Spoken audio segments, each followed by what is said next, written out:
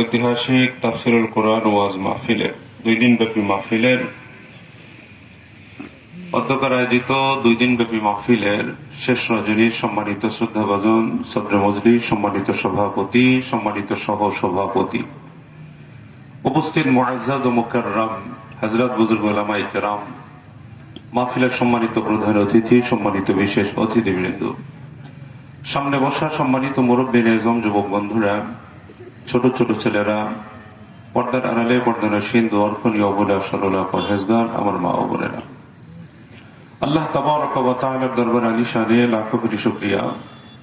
মহান রব্বুল আলামিন অত্যন্ত দয়া করে, মায়া করে, ভালোবেসে, মহব্বত করে আমাদের বিভিন্ন জনকে বিভিন্ন জায়গা থেকে নির্বাচন করে পবিত্র বরকতপূর্ণ অনুষ্ঠানে সামিয়ানার নিচে বসে দিনই কিছু কথা বলা এবং শোনার মতো সুযোগ করে দিয়েছেন।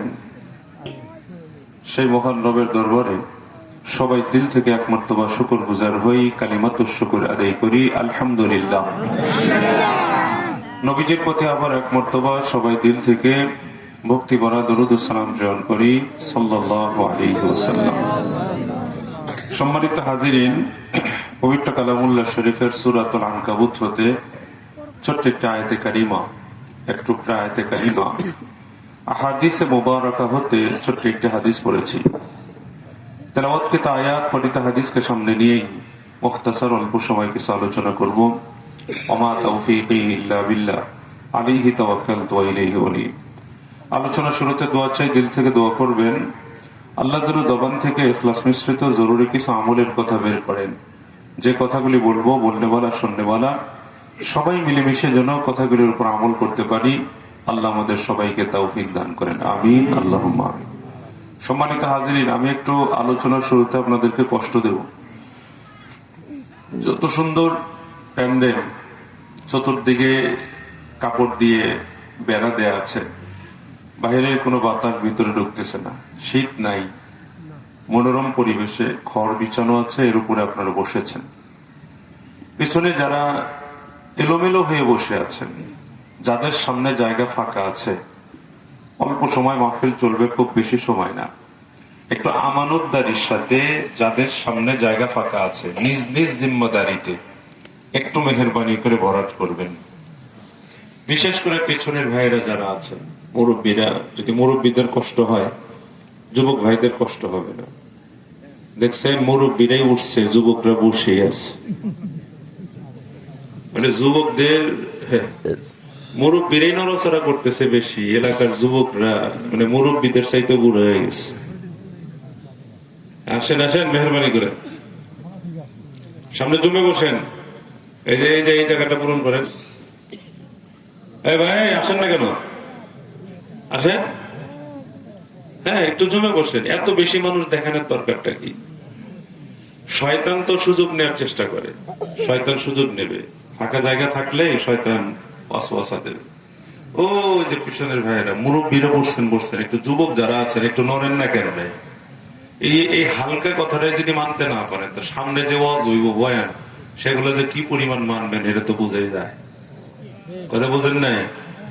হ্যাঁ, একটা জায়গা থেকে উঠে সামনে আসবেন, এটা একেবারে সহজ কথা, মানে একেবারে সহজ।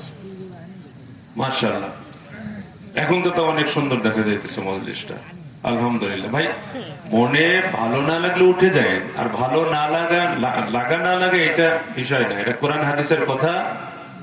আমার ভালো লাগলেও ভালো লাগাতে হবে, ভালো না লাগলেও লাগাতে হবে। যদি আমরা অন্তরের কিছু নেয়ার জন্য এসে থাকি তাহলে আমাদেরকে ভালো লাগাতে হবে। আর যদি বলেন না, কানের খোরাক নেয়ার জন্য আসছি, তাহলে ওই ব্যতিক্রম, এপিট আর ওপিট হবে। কথা বুঝেন নাই? এপিট আর ওপিট। যদি বলেন যে কানের খোরাক নেওয়ার জন্য আসছি, তাহলে নিয়তটা চেঞ্জ করা দরকার। আর যদি বলেন না, দিলের কিছু খোরাক নিয়ে যেতে পারি, তাহলে আমি বলবো আলহামদুলিল্লাহ, আপনাদের আয়োজন, আপনাদের আশা, কষ্ট করে 2 রাত্রি ভোরা জাগরণ করা, এটা আপনাদের জন্য সার্থক হবে। ঠিক কিনা? আল্লাহ আমাদের এই মজলিসকে কবুল করেন, আমিন বলেন। যদি আলাদা কোনো নিয়ত থাকে, আমি আগে অনুরোধ করব নিয়তটা চেঞ্জ করেন। আমলের নিয়তেই বসেন, কিছু কথা শোনার জন্য বসবেন। আল্লাহ যেন আমাদের সবাইকে কবুল করেন এই মজলিসকে যেন হেদায়েতের ওসিলা বানায় দেন, আমিন। সম্মানিত হাজিরিন, আমি যে বিষয়টার উপরে কিছু কথা বলবো, আমার আলোচনার বিষয় হলো আমরা মুসলমানরা আমল করা এবং না করার দৃষ্টিতে কত প্রকার এবং তার ফলাফল। আমরা মুসলমানরা আমল করা এবং না করার দৃষ্টিতে কত প্রকার এবং তার ফলাফল। এই ফলাফলটা দুনিয়াতেই যা আমরা পাইতেছি, আখিরাতেরটা না। খুব খেয়াল করেন, এদিকে তাকান, বোঝার চেষ্টা করেন। হযরত উলামায়ে কেরামগণ খুব ভালো করে চিনবেন, আমাদের ভারত উপমহাদেশের কিংবদন্তি একজন আলেমে দ্বীন ছিলেন, অত্যন্ত নাম করা, অত্যন্ত উঁচু মাপের একজন আলেম, হযরত মাওলানা মনজুর নোমানী রহমতুল্লাহ আলাইহি। হযরত মাওলানা মনজুর নোমানী রহমতুল্লাহ আলাইহি উনি এই কথাগুলি ওনার কোন একটি বক্তব্যে উঠায় নিয়ে আসছিলেন। আমি ওনার কথাগুলাই আমার তরফ থেকে কিছু সংযোজন করে আপনাদের সামনে এই কথাগুলি বলবো, ভালো করে বোঝার চেষ্টা করবেন। সম্মানিত হাজিরিন, উনি বলতে গিয়ে বলছেন যে আমরা মুসলমান আমল করা এবং না করার দৃষ্টিতে তিন প্রকার। মুসলমান আমরা কয় প্রকার? কয় প্রকার মুসলমান? তিন প্রকার। মাশাআল্লাহ। আমল করা এবং না করার দৃষ্টিতে আমরা মুসলমান তিন প্রকার। প্রথম প্রকারের মুসলমান যারা সর্বোচ্চ পর্যায়ের মুসলমান, সর্বোচ্চ কোয়ালিটি সম্পূর্ণ মুসলমান, যারা কখনো কোনো গুনাহ করে না, যদি কোনো গুনাহ হয়ে যায় সাথে সাথে তওবা করে সরল পথে ফিরে চলে আসে, গুনাহ করেন না। একটা কথা আপনাদেরকে আগে বলে, যতগুলি নবী এবং রাসূলগণ পৃথিবীতে এসেছিলেন, আদম আলাইহিস সালাতু ওয়াস সালাম থেকে আমাদের নবী পর্যন্ত যতগুলি নবী রাসূলকে আল্লাহ পাঠিয়েছিলেন, সকল নবী এবং রাসূলগণদের ব্যাপারে আহলুস সুন্নাত ওয়াল জামাতের আকীদার বিশ্বাস, সকল নবী এবং রাসূলগণটা হলেন মাসুম। ওনার নবুয়ত প্রাপ্তির আগে, নবুয়ত প্রাপ্তির পরে কোন ধরনের কোন গুনাহ ওনারা করেন নাই, ওনারা মাসুম। সাহাবায়ে কেরামদের জামাত, এই জামাতের ব্যাপারে আমাদের আকীদার বিশ্বাস, সাহাবায়ে কেরামরা হলেন মাহফুজ, আল্লাহ পাক ওনাদেরকে হেফাজত করেছেন। এই জন্য সাহাবায়ে কেরামদেরকে দিয়েও আল্লাহ পাক অন্যায় করার নাই, যার কারণে সাহাবায়ে কেরামরা হলো মিয়ারে হক, সত্যের মাপকাঠি। আজকের আলোচনা নবীগণদের নিয়ে না, আজকের আলোচনা সাহাবায়ে কেরামদেরকে নিয়ে না। আমরা সাধারণ মুমিন মুসলমান যারা, আমরা হলাম তিন প্রকার। এক নম্বরের মুসলমান যারা কখনো কোনো অন্যায় করেন না, গুনাহ করেন না, কখনো যদি গুনাহ হয়ে যায় সাথে সাথে তওবা করে সরল পথে ফিরে আসে, এরা হলেন সর্বোচ্চ পর্যায়ের মুসলমান।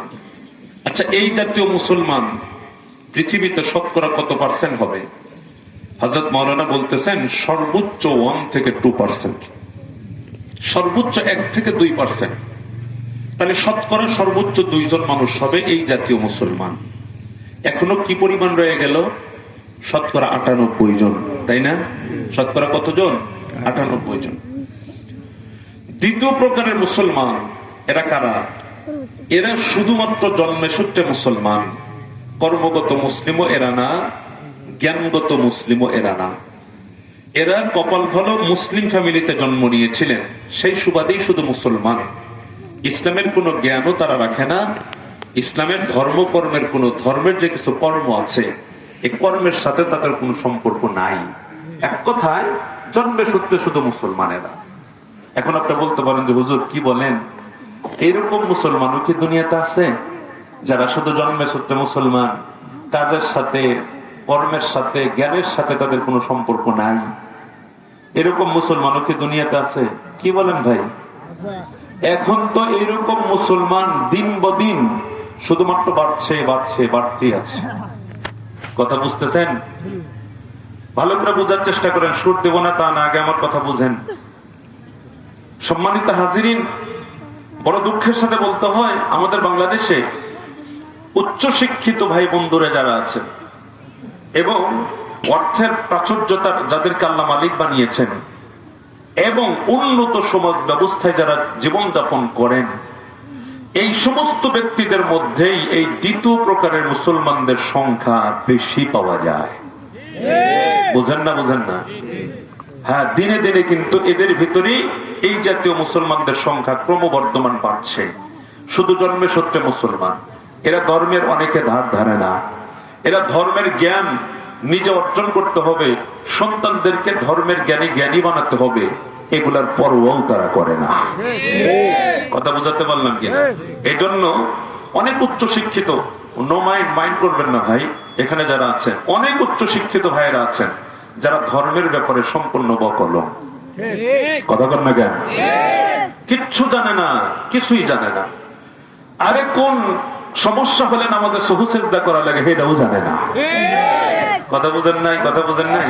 অথচ উচ্চ শিক্ষিত তারা, দুনিয়াবী দৃষ্টিতে অনেক বড় শিক্ষিত তারা, দেশে বিদেশে লেখাপড়া করে এসেছে, মাগার আখেরাতের চালান পাতি তাদের সংগ্রহে কিচ্ছু নাই। কথা বুঝছেন? কিছু করার কথা বললে মন খারাপ করিয়েন না, জানা দরকার, এগুলি দরকার আছে মিয়া। আজকে আফসোসের সাথে বলতে হয়, বাংলাদেশে আজও পর্যন্ত শতকরা, আমি যদি বলি ভুল হবে না, শতকরা 90% মুসলমান, 90% মুসলমান এখনো আল্লাহর কালাম পবিত্র কোরআনকে সহি শুদ্ধ করে পড়তে জানে না। আফসোস, দুঃখ লাগে মুসলমানের জীবন। পকেটে টাকা আছে, বাজারে মাছ মাংস আছে, কিনে নিয়ে আসলাম, দোকানে ভালো কাপড় আছে, কিনে পড়লাম, মনে করতেছে আমার মতো আর কি আছে, আমি তো খুব ভালো গো, আমার তো পেছনে তাকাতে হচ্ছে না। মুসলমান, আমার তো 60 বছরের জীবনে জীবন নয়। এই 60 বছরের জীবনে কোন একটি সফলতা, একটা অবস্থানে যেতে পারা, সফলতা অর্জন করা, এটাই তো আমার জীবনের লক্ষ্য আর টার্গেট, একমাত্র নয়। আমার জীবনের একমাত্র লক্ষ্য আর টার্গেট হলো মরণ পরবর্তী অনন্তকালের জীবনে নিজেকে একটি অবস্থানে নিয়ে যাওয়া। সেই জীবনে যদি আমি সফল, তবে আমি সফল। এই জীবনের সফলতা ব্যর্থতার কোনো দাম নাই। সেই জীবনের সফলতাই একমাত্র চরম সফলতা, আর ওই জীবনের ব্যর্থতাই হলো একমাত্র চরম ব্যর্থতা। আমি আপনি তো 60 বছরের জীবনের এই স্বাচ্ছন্দ্যময় জীবন যদি আল্লাহ দান করেছেন, আমি মনে করি যে আমার লাইফ সাকসেসফুল জীবন আমাকে আল্লাহ দিয়েছেন। আমার পেছনের দিকে তাকাবার টাইম কোথায়? আমি তো অনেক কিছু আমার হয়েছে, বাড়ি আছে, গাড়ি আছে, অর্থ আছে, নানান কিছু আমার আছে, কিন্তু আখিরাতের দৃষ্টিতে বিচার করলে কিছুই নাই আমার। তেলাওয়াতে কোরআনটাও আমি জানি না, আকায়েদের মাসালা সম্পর্কে আমার কোনো নলেজ নাই, ধর্মকর্ম সম্পর্কে আমার কোনো জানাশোনাই নাই। কথা বুঝাতে পারলাম কিনা বলেন? এজন্য বলছিলাম, আমাদের সমাজে জন্মসূত্র মুসলমানদের সংখ্যা দিনে দিনে দিনে দিনে বাড়ছে। আরেকটা মিসাল আপনাদেরকে দেই, বোঝার চেষ্টা করেন। আপনাদের এলাকায় প্রবাসী আছে কিনা জানি না, আছে? প্রবাসী আছে? বিদেশে থাকে লোক নাই? আছে। আমাদের ওই দিক দিয়ে অনেক আছে, টাঙ্গাইলের, আমি তো মূলত টাঙ্গাইলের মানুষ, আমাদের এলাকা অনেক প্রবাসী আছে। শোনেন, ভালো করে বোঝার চেষ্টা করেন। ইউরোপে অথবা আমেরিকায়, এই উন্নত রাষ্ট্রগুলিতে অনেকে দেখবেন আমাদের বাংলাদেশের অনেক মুসলমানেরা ওখানে সেটেল হচ্ছেন। সেটেল হচ্ছেন না? অনেকে সেটেল হয়ে যাচ্ছে, সেখানকার গ্রিন কার্ড প্রাপ্ত, তারা সেখানকার নাগরিকত্ব পেয়েছেন। অনেক সময় যারা সেখানকার সেটেলমেন্ট একেবারে সেটেল হয়ে গেছেন যে মানুষগুলো, ওনাদের অভিভাবকরাও সেখানে থাকেন। অনেক সময় তারা দেশে ফিরে এসে আপনাদের সাথে, আমাদের সাথে বাড়ির উঠানে অথবা স্টলে, রাস্তার মোড়ে মনে অনেক সময় গল্প মেতে উঠি আমরা। অনেক সময় গল্প করতে করতে এক পর্যায়ে তারা এই কথাও বলে, ভাই আমরা বুড়া বুড়ি যে কদিন বেঁচে আছি, আমরা কোন রকম আমরা এই দেশে আসা যাওয়া করব, তবে আমার মনে হয় না আমাদের ছেলে মেয়েরা আর কখনো এই দেশে আসবে বলে আমাদের আর মনে হয় না। আমরা বুড়ে বুড়ি যে কদিন বেঁচে আছে আসা যাওয়া করব, আমাদের ছেলে পেলেরা এই দেশে আসবে বলে আমাদের মনে হয় না, কারণ তারা সেখানে সেটেল হয়ে গেছে, সেখানেই তারা বাসিন্দা হয়ে গেছে, বাল বাচ্চারা সেখানেই লেখাপড়া করতেছে, ওরা আর এই দেশে আসবে না। আমার কথা ওটা নয়। আপনার সন্তানকে আপনি কোথায় সেটেল করাবেন সেটা নিতান্তই আপনার ব্যক্তিগত ব্যাপার। এখানে আমাদের নাক গলানোর কোনো সুযোগ নাই বা অধিকারও নাই, আমরা কেন নাক গলাতে যাব? কিন্তু একটা কথা মনে রাখবেন, ইসলামের হিজরতের একটি নীতিমালা আছে। এক অঙ্গনকে ছেড়ে দিয়ে অন্য আরেকটি অঙ্গনকে বসবাসের জন্য গ্রহণ করার, যেটাকে হিজরত বলা হয়, এই হিজরত আগেও ছিল, এখনো আছে, কিয়ামত অবধি চলমান থাকবে। হিজরত করার জন্য ইসলামের মূল নীতিমালা আছে। আপনি যে এলাকায় আছেন সেখানে ঈমান নিয়ে, ইসলামের উপরে, কোরআন নিয়ে, নামাজ কালামের নিয়ে আপনি বেঁচে থাকতে পারছেন না। এক কথায় ইসলামের উপরে বেঁচে থাকা আপনার জন্য বড় কঠিন, আপনি পাচ্ছেন না, পরিবেশ আপনাকে সাপোর্ট করছে না, তাহলে এই পরিবেশটা হবে আপনার প্রতিকূলে। আপনি এই এলাকা ছেড়ে দিয়ে এমন একটি এলাকাতে গিয়ে নিজেকে সেটেল করেন যেখানে গেলে ইমান, ইসলাম, কোরআন, হাদিস, ধর্মকর্ম নিয়ে আপনি বেঁচে থাকতে পারবেন, সেই পরিবেশটা সম্পূর্ণরূপে আপনাকে সাপোর্ট করবে, এমন এলাকায় হিজরত করা, এটা হলো ইসলামের নীতিমালা। কথা বুঝাতে পারলাম?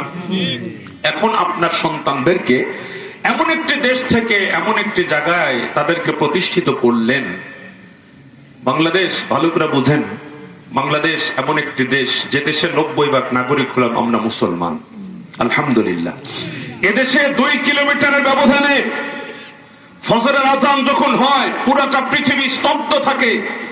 2 কিলোমিটারের ব্যবধানে কমপক্ষে 10 থেকে 20টা মসজিদের মাইকের আজানের আওয়াজ আমাদের কানে ভাসে, কানে ভেসে আসে, আমরা শুনতে পাই। কথাকে ঠিক তবে ঠিক বলি।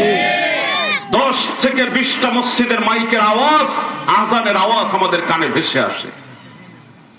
আপনি যে এলাকায় নিজের সন্তানকে সেটেল করছেন সেখানে হয়তো বা নাগরিক সুবিধা আছে শতভাগ, সেখানে মারামারি নাই, হানাহানি নাই, কাটাকাটি নাই, সেখানে রাজনৈতিক কোনো অস্থিরতা নাই, সেখানে ইনকাম সোর্স ভালো আছে, অল্প দিনেই বাড়ি গাড়ির প্রাচুর্যতার মালিক হয়ে যেতে পারেন, সব ঠিক আছে।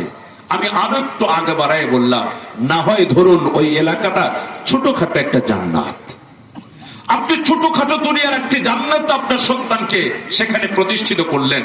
কিন্তু আমার যেই ভাবার যে বিষয়টা সেটা হলো, আপনার সন্তান জুমার নামাজও যদি আদায় করতে চায় তাহলে আমার মনে হয় 20 থেকে 50 কিলোমিটারের মধ্যেও ওই এলাকাগুলিতে আল্লাহর কোন মসজিদ খুঁজে পাবে না, তারা কোন মাদ্রাসা খুঁজে পাবে না, কোন আলেম খুঁজে পাবে না, কোন মুবাল্লিগ, কোন তাবলীগী খুঁজে পাবে না, কোন পীর মাশায়েখ খুঁজে পাবে না।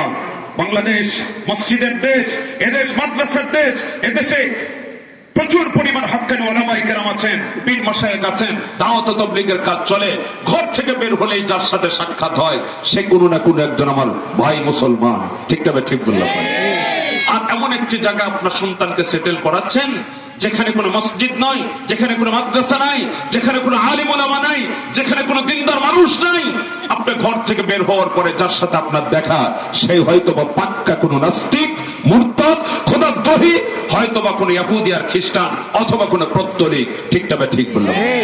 আপনি অফিস করছেন যার সাথে করে নিয়ে, চতুর্পার্শ্বে অফিসের টেবিলের চতুর্পার্শ্বে যারা বসে আছে হয়তোবা কোনো ইহুদি, না হয় খ্রিস্টান, না হয় কোনো নাস্তিক। ঠিক কিনা বলেন? সহবত্তমতা আসছিরা, ভালো করে বোঝার চেষ্টা করেন, শুনেন। ভাবনার যে বিষয়টা সেটা হলো, আপনার সন্তানদেরকে পিছনে ধাক্কায়া ধাক্কায়া কোন রকম হয়তো বা কালিমার উপরে আপনি টিকিয়ে রাখতে পারবেন, কিন্তু সবচেয়ে রিস্কি ব্যাপার হলো আপনার দ্বিতীয় প্রজন্ম, আপনার নাতি নাতনি যারা এসেছে, যারা ওখানে জন্ম নিল, ওখানে বেড়ে উঠতেছে। আমার তো মনে হয় শতভাগ রিস্কি বিষয়, সমূহ সম্ভাবনা থাকে আপনার দ্বিতীয় প্রজন্ম অবশ্যই হয়তোবা আপনার হাত ছাড়া হয়ে যাবে। কথা বোঝেন নাই? বুঝেন নাই কথা? আপনার দ্বিতীয় প্রজন্ম অবশ্যই হাত ছাড়া হয়ে যাওয়ার সমূহ সম্ভাবনা আছে। এরা কালিমা শিখবে না, এরা আল্লাহ চিনবে না, রসুল চিনবে না, মাদ্রাসা মসজিদ তো নাই, দেখবে কেমনে, চিনবেই বা কেমনে? তাহলে বড় বুদ্ধিমানের কাজ করলেন না আপনি? আপনি বড় বুদ্ধিমানের কাজ করলেন তো, দুনিয়াতে কোটি কোটি টাকার মালিক বানাইলেন, কিন্তু দুনিয়ার জীবন তাদেরকে সাফল্যমণ্ডিত করে দিলেন, আর আখিরাতের জীবনটা নিজের হাতে তাদের মাটি করে দিলেন। ঠিক কিনা বলেন? সম্মানিত হাজিরিন, যে কথা আমি আপনাদেরকে বুঝাবার চেষ্টা করতেছিলাম, আমি বলেছিলাম মুসলমান আমল করা এবং না করার দৃষ্টিতে আমরা হলাম 3 প্রকার। তার প্রথম নম্বর মুসলমানদের কথা আমি বলেছি, নেহায়েত কম সংখ্যক মুসলমান তারা। 2 নম্বর হলো যারা শুধুমাত্র জন্মে সূত্রে মুসলমান, কর্মগত মুসলিম তারা না, জ্ঞানগত মুসলিমও তারা না। আপনাদের সংশয় হয়েছিল এরকম মুসলমানও কি দুনিয়াতে আছে? এবার আপনারা বুঝতে পারলেন তো এই জাতীয় মুসলমান আমাদের সমাজে কমতেছে নাকি ধীরে ধীরে বাড়তেছে? বুঝেন নেই? বুঝেন নেই? হযরত মাওলানা মনজুর রহমানী রাহমাতুল্লাহ আলাইহি বলেন, এই প্রকৃতির মুসলমান আমাদের পৃথিবীতে কি পরিমাণ হবে, এই পৃথিবীতে কি পরিমাণ হতে পারে? উনি বলতে গিয়ে বলেন, ওই যে 2 জন করে বাদ দিয়েছিলাম, তারপরে থাকলো 98 জন, 98 কে 2 ভাগ করেন 49 জন। এই পরিমাণ হবে এই জাতীয় মুসলমান। দোস্ত আমার, বন্ধুরা আমার আলোচনা প্রথম প্রকারের মুসলমানদেরকে নিয়ে না, দ্বিতীয় প্রকারের মুসলমানদেরকে নিয়েও না। তৃতীয় প্রকারের মুসলমান যারা আমি এবং আপনাদের ম্যাক্সিমাম, আমার থেকে শুরু করে আপনাদের ম্যাক্সিমাম। দোস্ত আমার, বন্ধুরা আমার, 3 নম্বরের মুসলমান হলাম আমরা। আমাদের জীবন হলো মিশ্র জীবন। আমাদের জীবনে ভালো যেমন আছে, আমাদের জীবনে খারাপও সেরকম আছে, ঠিক কিনা বলেন? আমরা প্রথম প্রকারের মুসলমানদের মতো না, আমরা দ্বিতীয় প্রকারের মুসলমানদের মতো না, আমরা হলাম তৃতীয় প্রকারের মুসলমান। আমাদের জীবন হলো মিশ্র জীবন। আমাদের জীবনে যেমন ভালো আছে, আমাদের জীবনে খারাপও আছে, মন্দ আছে, দুইটার সমন্বয় হলো আমাদের জীবন। দোস্ত আমার, বন্ধুরা আমার, আমরা যেমন নামাজ আদায় করি, আবার সময়ে দেখা যায় অনেকে নামাজ ছেড়েও দেয়, কাজাও করে। আমরা যেমন সততার জীবন যাপন করার চেষ্টা করি, সময়ে দেখা যায় অনেকে আবার অসত্যের দ্বারস্থ হয়। কানার মনে জানা আছে আমি কি অন্যায় করি, কি গুনাহ করি। আমারটা আমি যেমন জানি, আপনাদেরটা আপনারা জানেন, ঠিকটা বা ঠিক বললাম বলেন? মুসলমান বন্ধুগণ আমার, এখানে আমরা এমন কোন মুসলমান হয়তো বানাই থাকতে পারেন, আমি না করব না, মনে করব না প্রথম শ্রেণীর মুসলমান এখানে নাই, তা আমি বলবো না। প্রথম শ্রেণীর গুণামুক্ত মুসলমান আমাদের এখানেও থাকতে পারেন, অবশ্যই আছেন। তবে ম্যাক্সিমাম উপস্থিতি আমি সহকারে আপনারা যারা এখানে আছি, ম্যাক্সিমাম আমরা হলাম গুনাহগার, ঠিক না ভাই? ঠিক বললাম বলেন? দোস্ত আমার, বন্ধুরা আমার, আমরাও ওই যে 98 এর অর্ধেক ওরা নিয়ে গেছে, বাদ বাকি অর্ধেক হলাম আমরা। এবার 3 প্রকারের মুসলমানদের হালত আপনারা জেনেছেন। আমি 3 নম্বরের মুসলমান আমরা যারা আছি আমাদেরকে নিয়ে আলোচনাটা কমপ্লিট করতে চাই। আমার কিছু আত্মসমালোচনা, আপনাদেরও কিছু আত্মসমালোচনা করব। মন খারাপ করবেন না, বোঝার চেষ্টা করবেন।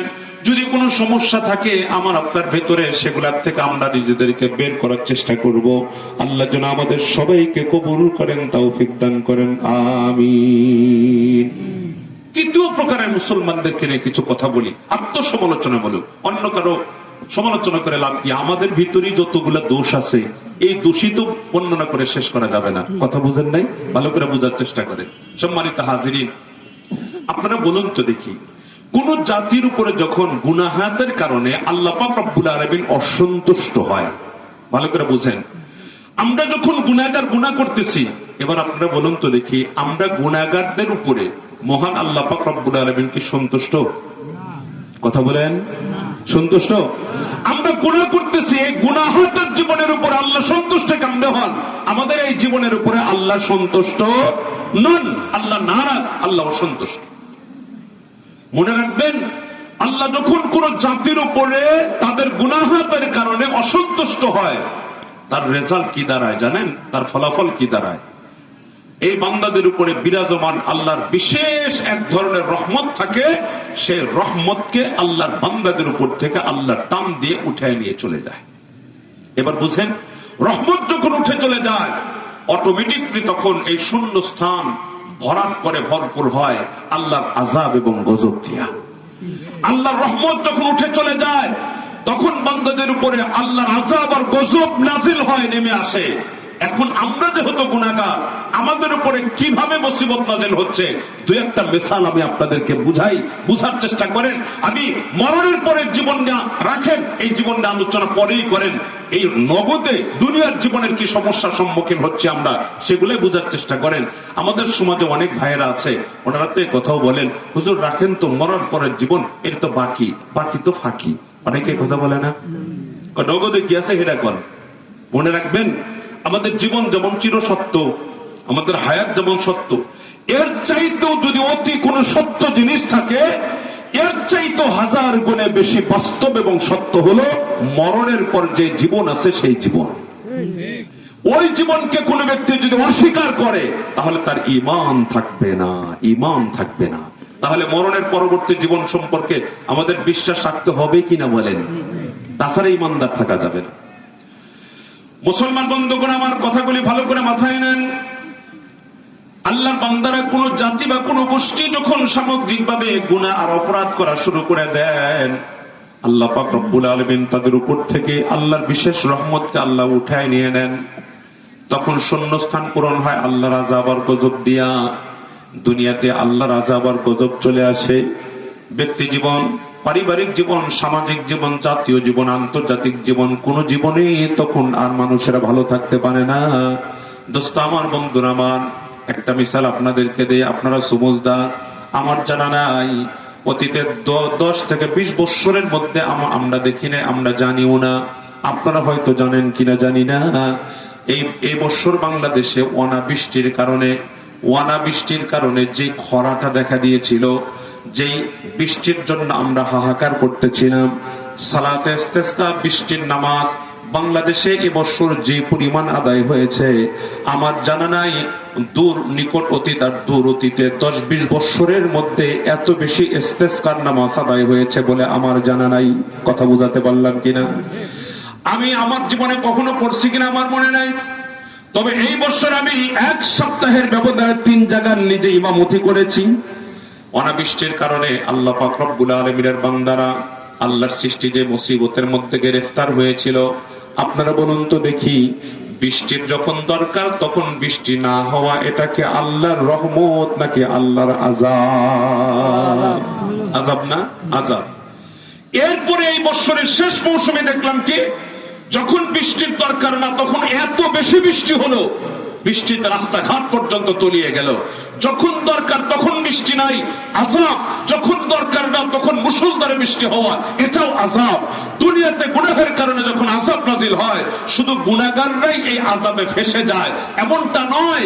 2-4 জনের কারণে আযাব নাজিল হয়, 2-1টি জাতির কারণে আযাব নাজিল হয়। এই আযাবের আওতাভুক্ত দুনিয়ার সবাই হয়ে যায়, শুধু মানুষ না, শুধু বেগুনা মানুষগুলোই না, জীবজন্তু পর্যন্ত, গর্তের পিঁপড়া পর্যন্ত মুসিবতে ফেসে যায়।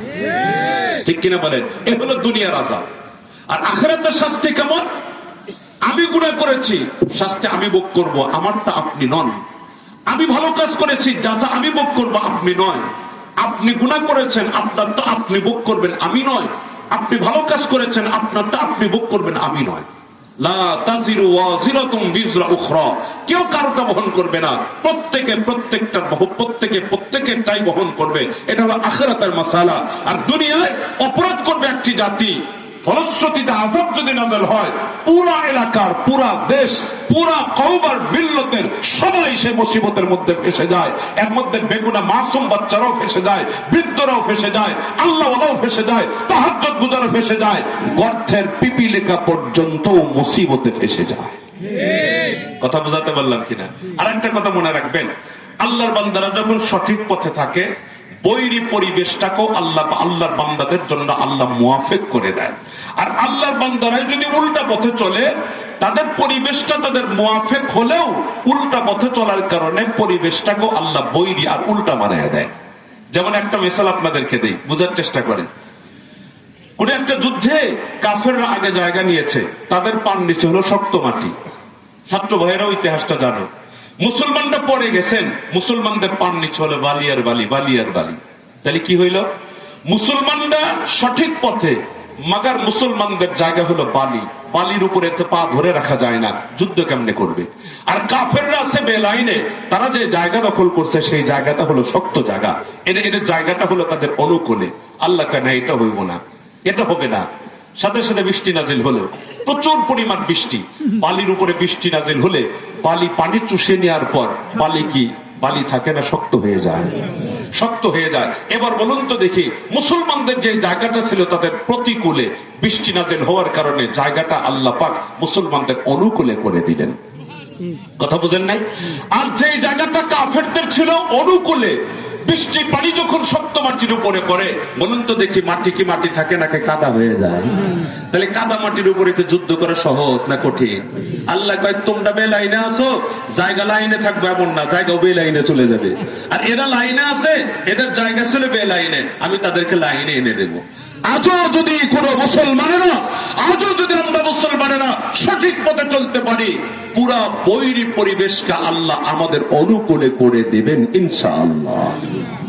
কথা বুঝেন নাই? বুঝেন নাই? ভাই, বাংলাদেশে 90% মুসলমান। গণতান্ত্রিক দিকটাও যদি বিচার করেন, আগামী কালকে বাংলাদেশে ইসলামী হুকুমত কায়েম করা, খেলাফত ব্যবস্থা প্রতিষ্ঠিত করা অন্টুর ব্যাপার মাত্র, ঠিক কিনা বলে? কথা বলেন না কেন? কথা বলেন না কেন? সমস্যা, ঝামেলা, ভয় পান? বুঝার চেষ্টা করেন মিয়া, এদেশে 90% মুসলমান। এরা যদি বলে আগামীকাল থেকে ইসলামী হুকুমত দেশে কায়েম হবে, আগামীকাল থেকে সম্ভব। কেন? যদি গণতান্ত্রিক দৃষ্টিতেও বিচার করেন, তারপরে তো 90টা ভোট হলো আমাদের। কিন্তু কালকে যদি আপনি নির্বাচন দেন, দেখবেন যে ইসলামের পক্ষে বলার মতো অনেক মানুষ, কিন্তু ভোট দেওয়ার সময় ইসলামের পক্ষে একজন মুসলমান ভোট দেবে না, সর্বোচ্চ 10 থেকে 20 জন। কথা বলেন না কেন? এটা কোন মার্কা মুসলমান? কথা বুঝেন না? কোন মার্কা মুসলমানেরা? আপনার কোন মার্কা মুসলমান? কথা বললে বড় হয়ে যায় না, রাগ করেন। কথা বললে রাগ করেন, মুখে বলেন একটা আর অন্তরে লালন করেন কাল সাপের বিষ। আপনাই মুসলমান। আসমান থেকে পাথর বর্ষিত হবে না তো আল্লাহর রহমত নাজিল হবে? বাংলাদেশে 90% মুসলমান। আজ পর্যন্ত ধর্মকর্মের কোন বালাই তো এদেশে নাই। ইসলামের হুকুমতের যে ব্যবস্থা, এটা কোরআনের বিধান। কোরআনের বিধান শুধু নামাজ না, কোরআনের বিধান শুধু যাকাত দেওয়া না, কোরআনের বিধান শুধু মসজিদ বানানো নয়, কোরআনের বিধান শুধু কোরআন পড়ানো নয়, কোরআনের বিধান এটাও ইসলামী হুকুমতের ব্যবস্থা, খেলাফত ব্যবস্থা প্রতিষ্ঠিত করা, এটাও আল্লাহর অকাট্য বিধান। নামাজের মতো অকাট্য বিধান। শুধু নামাজ পড়ার চিন্তা করলেন, ইসলামী হুকুমতের চিন্তা তো আমাদের নাই বললেই চলে। ঠিক না? ঠিক বললাম? এই দোস্ত, কথা বললে মন খারাপ করবেন যে হুজুররা কথা বলতে বেশি কথা বলে। হুজুররা তো বেশি কথাই বলে, বলবেই তো। আহারে আফসোস, সত্যি কথা বলতেছি, 90% ভোট আমাদের, অথচ ইসলামী হুকুমত আমরা আজ পর্যন্ত 54 বছরে বাংলাদেশে আজ পর্যন্ত দেখতে পারলাম না। কয়জন টুপিওয়ালা আলেমকে আপনারা পার্লামেন্টে পাঠাইছেন বলেন? কয়জন পাঠাইছেন এ পর্যন্ত? কয়জন পাঠাইছেন? আহারে কি বলবো আপনাদেরকে। কেন? আলেম ওলামারা তো কোরআনের হুকুমতের কথা বলে, ইসলামী খেলাফতের কথা বলে, নামাজের কথা বলে, চুরি করলে হাত কাটার কথা বলে। এরকম হায় হায় সাত করে ওঠে, হাতটা সাত করে ওঠে, না ইসলামের হুকুমতের, ইসলামের বিধান, কোরআনের বিধান, না না না না, এর কাছে যাওয়া যাবে না। কেন? চুরি করলে হাত কেটে দিবে, জেনা করলে পাথর মেরে মেরে হত্যা করবে, না এটা করা যাবে না। আমি বলবো তুই এই অপরাধে অপরাধী বিধে তোর আত্মা সাত করে ওঠে। তুমি যদি এই অপরাধী না হও, তুমি চুরি করবে না, তোমার ভয় কিসের মিয়া? তুমি জেনা করবে না, তোমার ভয় কিসের মিয়া? আসলে তোমার ভেতরে দুর্বলতার সমস্যা আছে, এই জন্য ইসলামের বিধান তোমার আর আমার কাছে ভালো লাগে না। কথা বুঝাতে পারলাম কিনা বলেন? সুযোগ আসছে, সুযোগ এসেছে বাংলাদেশে। কথা বোঝার চেষ্টা করে, সুযোগ বাংলাদেশে আসছে ইসলামী খেলাফত ব্যবস্থা প্রতিষ্ঠিত করার। বাংলাদেশের মুসলমান, পুরা পৃথিবীর মুসলমানের মেরুকরণ চলছে। ভালো করে বোঝার চেষ্টা করেন, পুরা পৃথিবীর মুসলমানদের মেরুকরণ চলছে। সিরিয়া বিজয় হয়েছে, ঠিক না? ঠিক বললাম? দীর্ঘ 54 বৎসরের জগদ্দল পাথর বাবার সন্তান মিলে তাদেরকে শোষণ করেছে। হাফিজ আল আসাদ, বাশার আল আসাদ। বাংলাদেশ স্বাধীন হওয়ার 1 বৎসর আগের থেকে, ভালো করে বোঝার চেষ্টা করেন, শেষ পর্যন্ত তারাও টিকতে পারে নাই। 54 বৎসরের শোষণ থেকে তারাও পালাতে বাধ্য হয়েছে। কথাকে ঠিক নেবে, ঠিক বললাম? শেষ পর্যন্ত পালাতে বাধ্য হয়েছে। পুরা পৃথিবীর মুসলমানদের মেরুকরণ শুরু হয়েছে। গজওয়াতুল হিন্দের কথা আপনারা শোনেন, আলোচনা হাদিসের অধ্যায়গুলোতে, হাদিসের কিতাবে স্পষ্ট আলোচনা আছে। একটি সংকেত হলো গজওয়াতুল হিন্দ হবে, হবে, অসংখ্য অগণিত মানুষ শহীদ হয়ে যাবে, মুসলমান শাহাদত বরণ করবে। কিন্তু কিন্তু আমাদের খুশির সংবাদ হলো মুসলমানরা শহীদ হবে বটে, কিন্তু পরিশেষে বিজয়ের মাল্যটা মুসলমানদের গলায় পরিয়ে দেওয়া হবে। বিজয় মুসলমানদের। বিজয় কাদের? মুসলমানদের, ইনশাআল্লাহ। আমরা তো গোলামি করে করে অভ্যস্ত হয়ে পড়েছি। আমাদের স্বাধীনতা, সার্বভৌমত্ব আমাদের কাছে ভালো লাগে না, আমরা গোলামি করে করে অভ্যস্ত হয়ে পড়েছি। সম্মানিত হাজিরিন, সামনের দিকে নিয়ে যাই, ভালো করে কথাগুলি বোঝার চেষ্টা করেন। কি বলতেছিলাম আপনাদেরকে? আমরা গুনাহ করার কারণে আল্লাহ পাক রব্বুল আলামিন আমাদের উপর আযাব আর গজব নাযিল করেন। তার আরেকটা দৃষ্টান্ত আমি আপনাদেরকে দেই, বোঝার চেষ্টা করেন দোস্ত। শিক্ষিত মানুষ, উচ্চ শিক্ষিত মানুষ এখানে আছেন, যুবক বন্ধুরা আছেন, যুবক ভাইরাই তো মাহফিলের আয়োজন করেছে। ও যুবক, তোমরা কান ফালায় কথাগুলি শোনো, তোমাদের শোনা দরকার। পৃথিবীতে যত বিপ্লব সংগঠিত হয়েছে পর্যন্ত এর পিছনে যুবকদের অবদান অবিস্মরণীয় অবদান। কথা কি ঠিক না ঠিক বললাম বলেন? যুবকদেরকে মাইনাস করে কোনো কাজ আজ পর্যন্ত সমাধান হয় নাই। বাংলাদেশেও যে রিসেন্টলি যে ঘটনাটা ঘটলো এর পিছনে এদেশের যুবকদেরই অবদান। কথা কি ঠিক না ঠিক বললাম? কথা কয় না? কথা কয় না? কথা না কইলে মনে করবো যে আপনারা নারাজ আছেন, কথা না কইলে মনে করবো নারাজ। কথা বুঝছেন?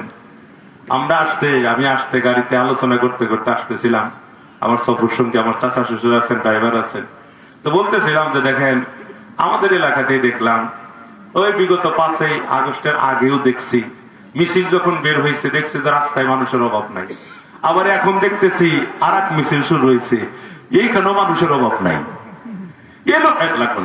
এই লোকগুলো আগে ছিল কোথায়? আমি জানালা দিয়ে তাকায় দেখতেছি আগে যারা মিছিল করছে এখনো তারাই করতেছে। কথা বুঝেন নাই? আগে যারা করছে এখনো তারাই করতেছে, শুধু ব্যানারটার পরিবর্তন হয়েছে। সুবিধাভোগী সব জায়গায় থাকে, নীতি নৈতিকতাহীন মানুষ, কথা বোঝার নীতিবান মানুষ সব বড় অভাব। কথা বুঝতে পারছেন কিনা বলেন, ভালো করে বোঝার চেষ্টা করেন। সম্মানিত হাজারিন, কি রেখে কি বলতেছি মনই খারাপ করতেছেন কিনা আল্লাহ ভালো জানেন। এই সবকটাই হুজুর কয় কি এইগুলাকে অর্জন আনছি আমি, ভালো করে বোঝার চেষ্টা করেন। কি করবেন এগুলো? ইমান আমল যদি ঠিক না থাকে, দেশ যদি রক্ষা না হয়, সেখানে আপনি মসজিদ টিকাতে পারবেন? মাদ্রাসা টিকবো? দাওয়াতের কাজ চলবো? আলেম জন্মাতে পারবেন? তাহলে আফসোস লাগে রে মুসলমান, আফসোস লাগে। কিচ্ছু না, হাজি ভার চলতেছে। কি চলতেছে? পৃথিবীতে কঠোরপন্থী ধার্মিক কঠোরপন্থী 1 নম্বর ইহুদিরা, 2 নম্বর কারা জানেন?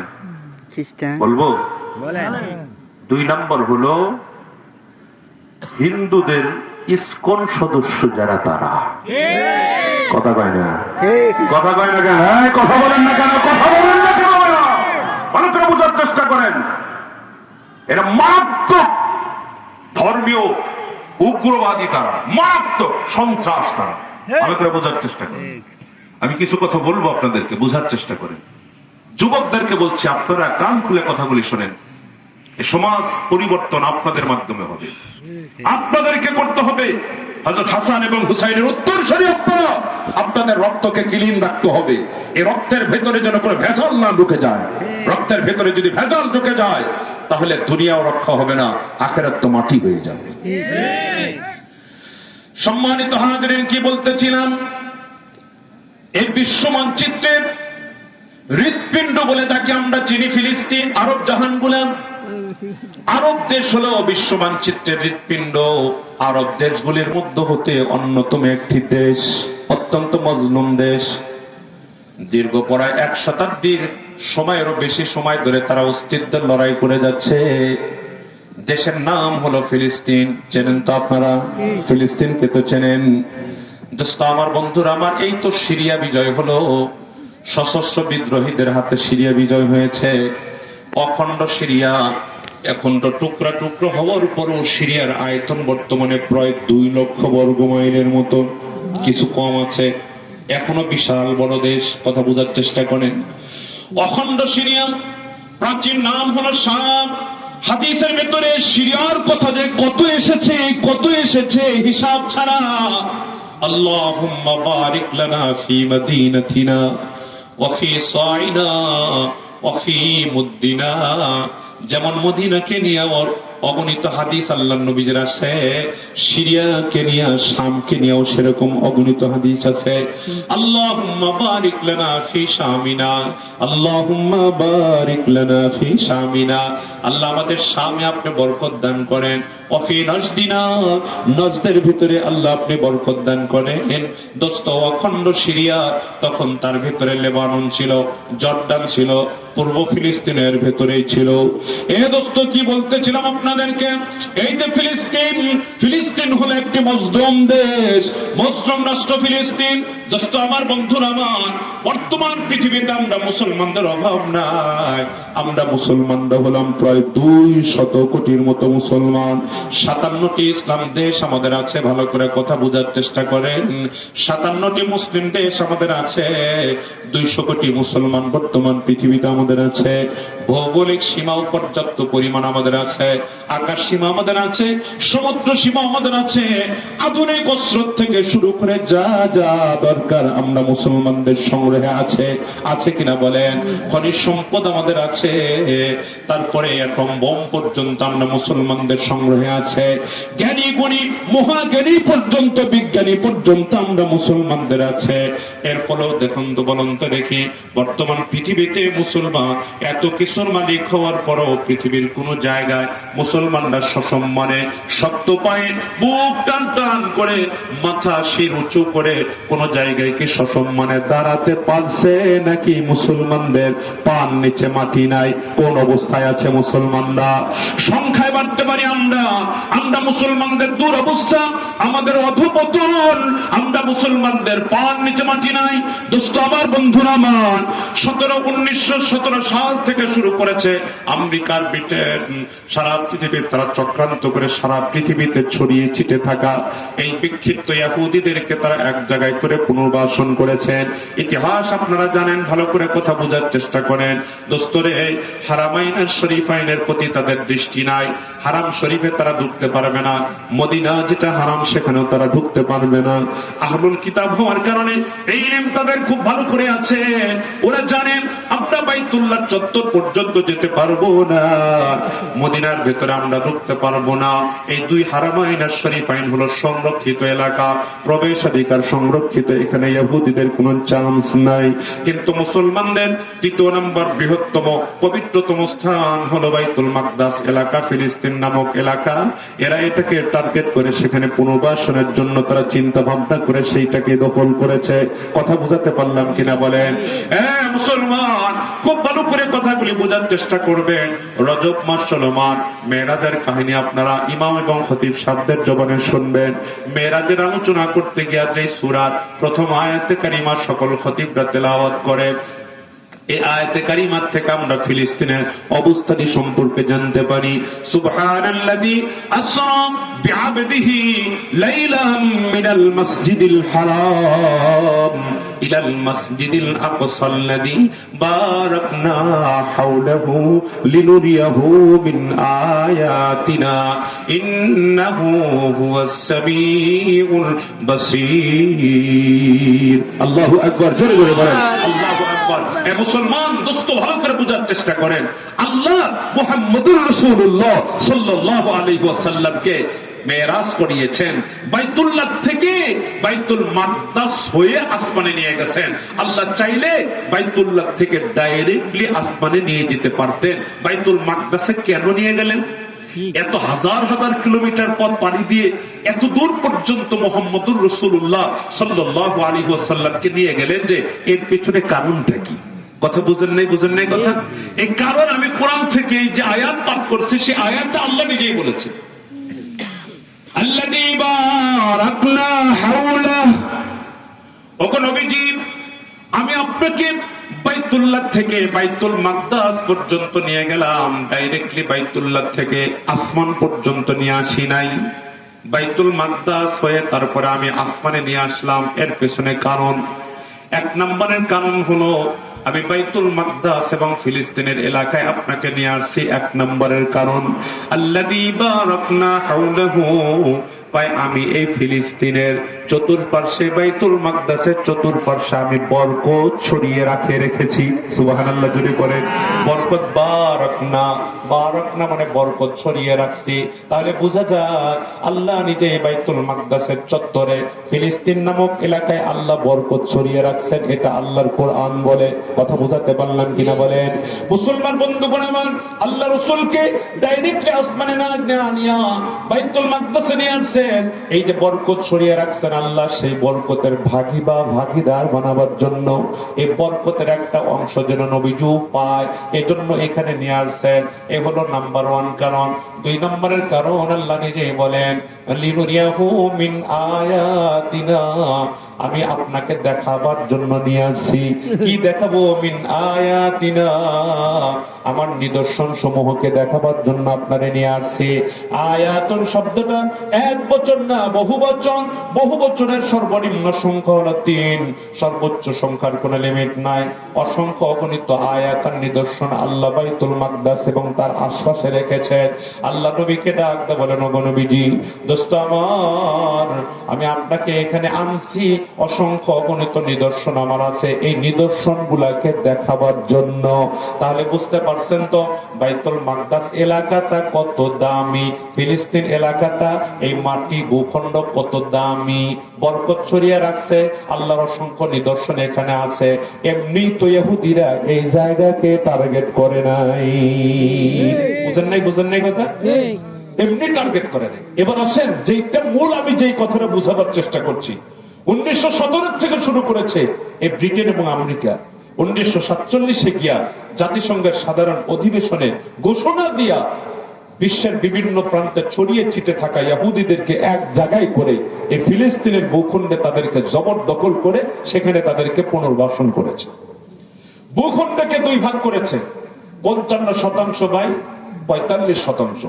55% দিছে ইহুদিদেরকে, 45% যারা নিজেদের ভূখণ্ড, নিজেদের বাপদাদার ঘর বাড়ি, তাদেরকে দিছে 45%। এরা তো অবশ্য সুবিচারই করছে নাকি? কথা বলবে কেন? 55% যাদেরকে বিভিন্ন জায়গা থেকে খুঁটে খুঁটে নিয়ে আসছে এদেরকে দিল, আর এদের ভিটা বাড়ি নিজস্ব বাপদাদার জায়গা, এদেরকে দিল মাত্র 45। যদি 50-50 দিত তাও বলতে পারতাম জায়গায় একদিক দিয়ে তো সুবিচার করছে। সুবিচার তো বলাই যায় না, পুরাটাই অবিচার। কেন? ওদের ভূখণ্ডে ওদেরকে উচ্ছেদ করে ওদেরকে এখানে এসে প্রতিষ্ঠিত করলো তারা। সম্মানিত হাজিরিন, এই প্রতিষ্ঠিত হওয়ার পর থেকে নিয়ে 2024 পর্যন্ত, 2025 পর্যন্ত ইতিহাস বড় করুণ ইতিহাস। ফিলিস্তিনের মাটিতে মুসলমানদের রক্ত, কত টন পরিমাণ রক্ত তারা ঝরিয়েছে, গড়িয়েছে, এটা একমাত্র আল্লাহ পাকই তার একমাত্র হিসাব নিকাশ আল্লাহ জানেন। দুনিয়ার কোন মানুষের কাছে এর কোন হিসাব নাই। ঠিক বললাম? কত লক্ষ মানুষকে সেখানে শহীদ করা হয়েছে। দোস্ত ভালো করে বোঝেন, পিতামাতার কোলে সন্তানের লাশের ওজন কি পরিমাণ।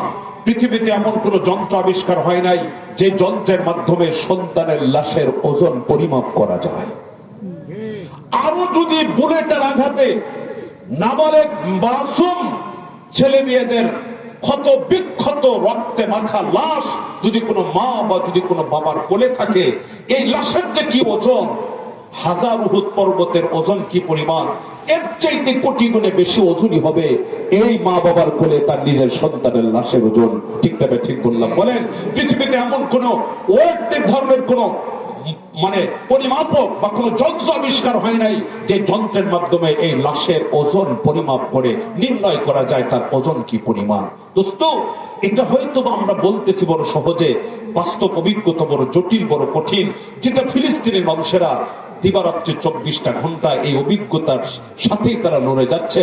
সকাল করলে বিকাল করতে পারবে এর কোনো নিশ্চয়তা নাই, বিকাল করলে সকাল করতে পারবে নিশ্চয়তা নাই, সকালে খেতে পারলে দুপুরে খেতে পারবে কিনা, দুপুরে খেতে পারলে রাত্রে খাবার খেতে পারবে কিনা এর কোনো নিশ্চয়তা নাই।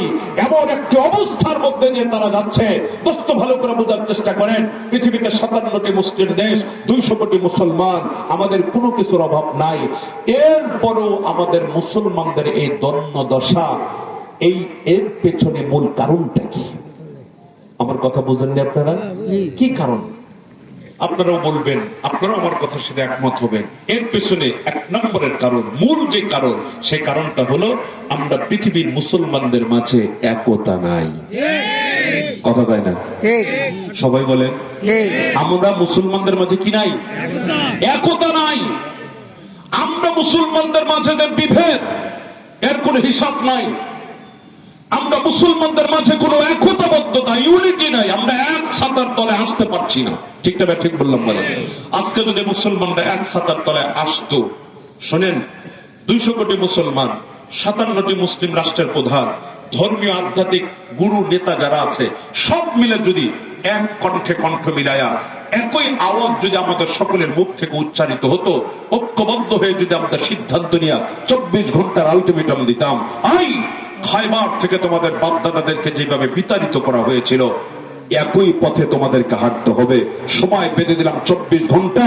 যদি এই সময়ের ভেতরে তোমরা জবরদখল করেছো ফিলিস্তিনের মাটিকে, অসংখ্য গণিত মুসলমানদেরকে শহীদ করেছো, তোমাদেরকে সাফ কথা বলে দিলাম, 24 ঘন্টার মধ্যে তোমরা যদি জায়গা ছেড়ে না দাও, যে কোনো মূল্যে তোমাদেরকে ছেড়ে বের করেই আমরা ছাড়বো।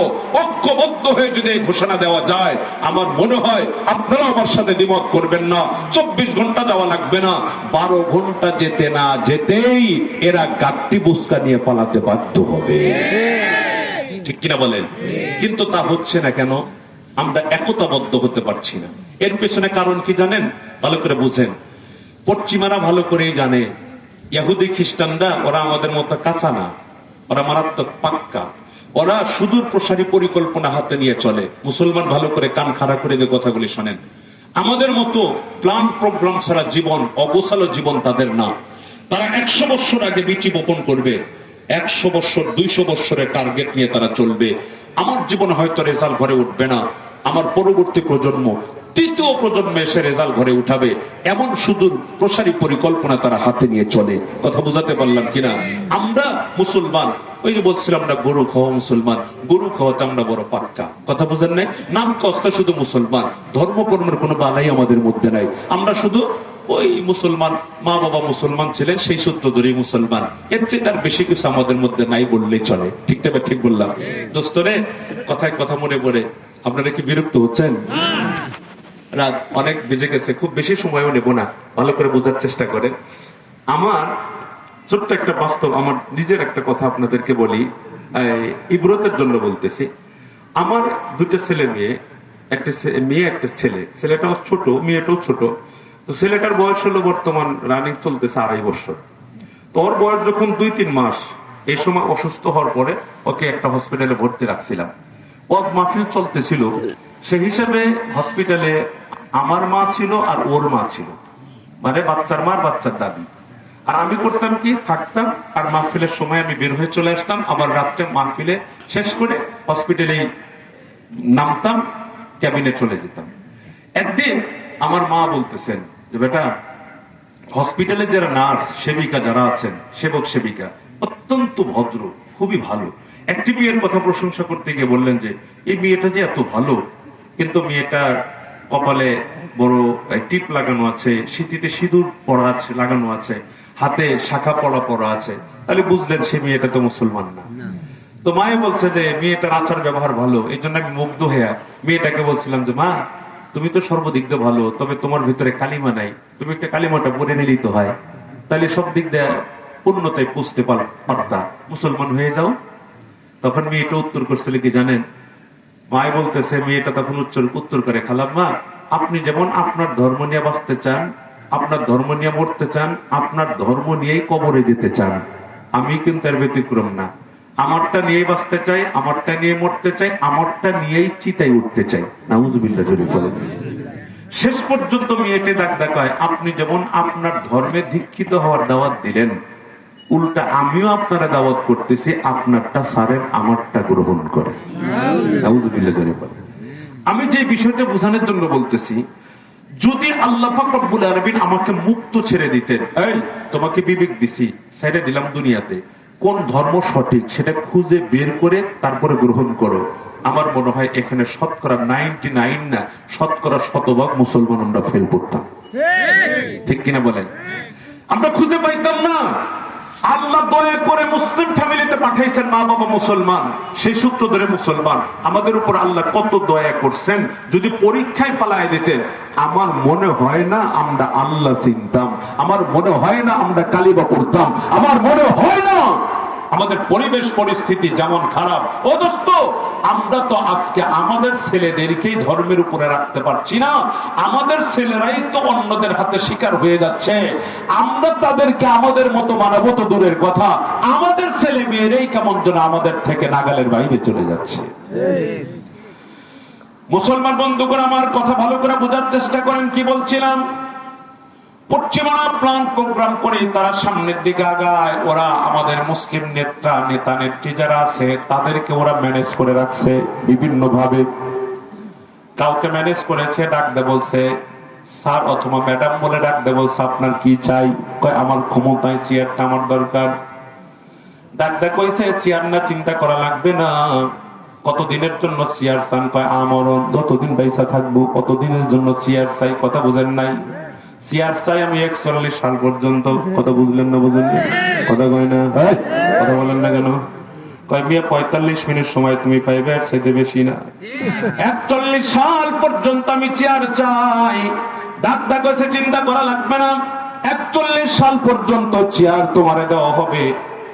তারপরে কোন জায়গায় কোন তাণ্ডব আমরা চালাবো। সাইলেন্ট থাকবা, কোনো আওয়াজ করা যাবে না, যা বলবো তাই করবা। জি হুজুর, যা বলবেন তাই। শুধুমাত্র চেয়ার চাই, চেয়ারটা হলে যথেষ্ট, আমাদের আর কোনো কিছুই লাগবো না।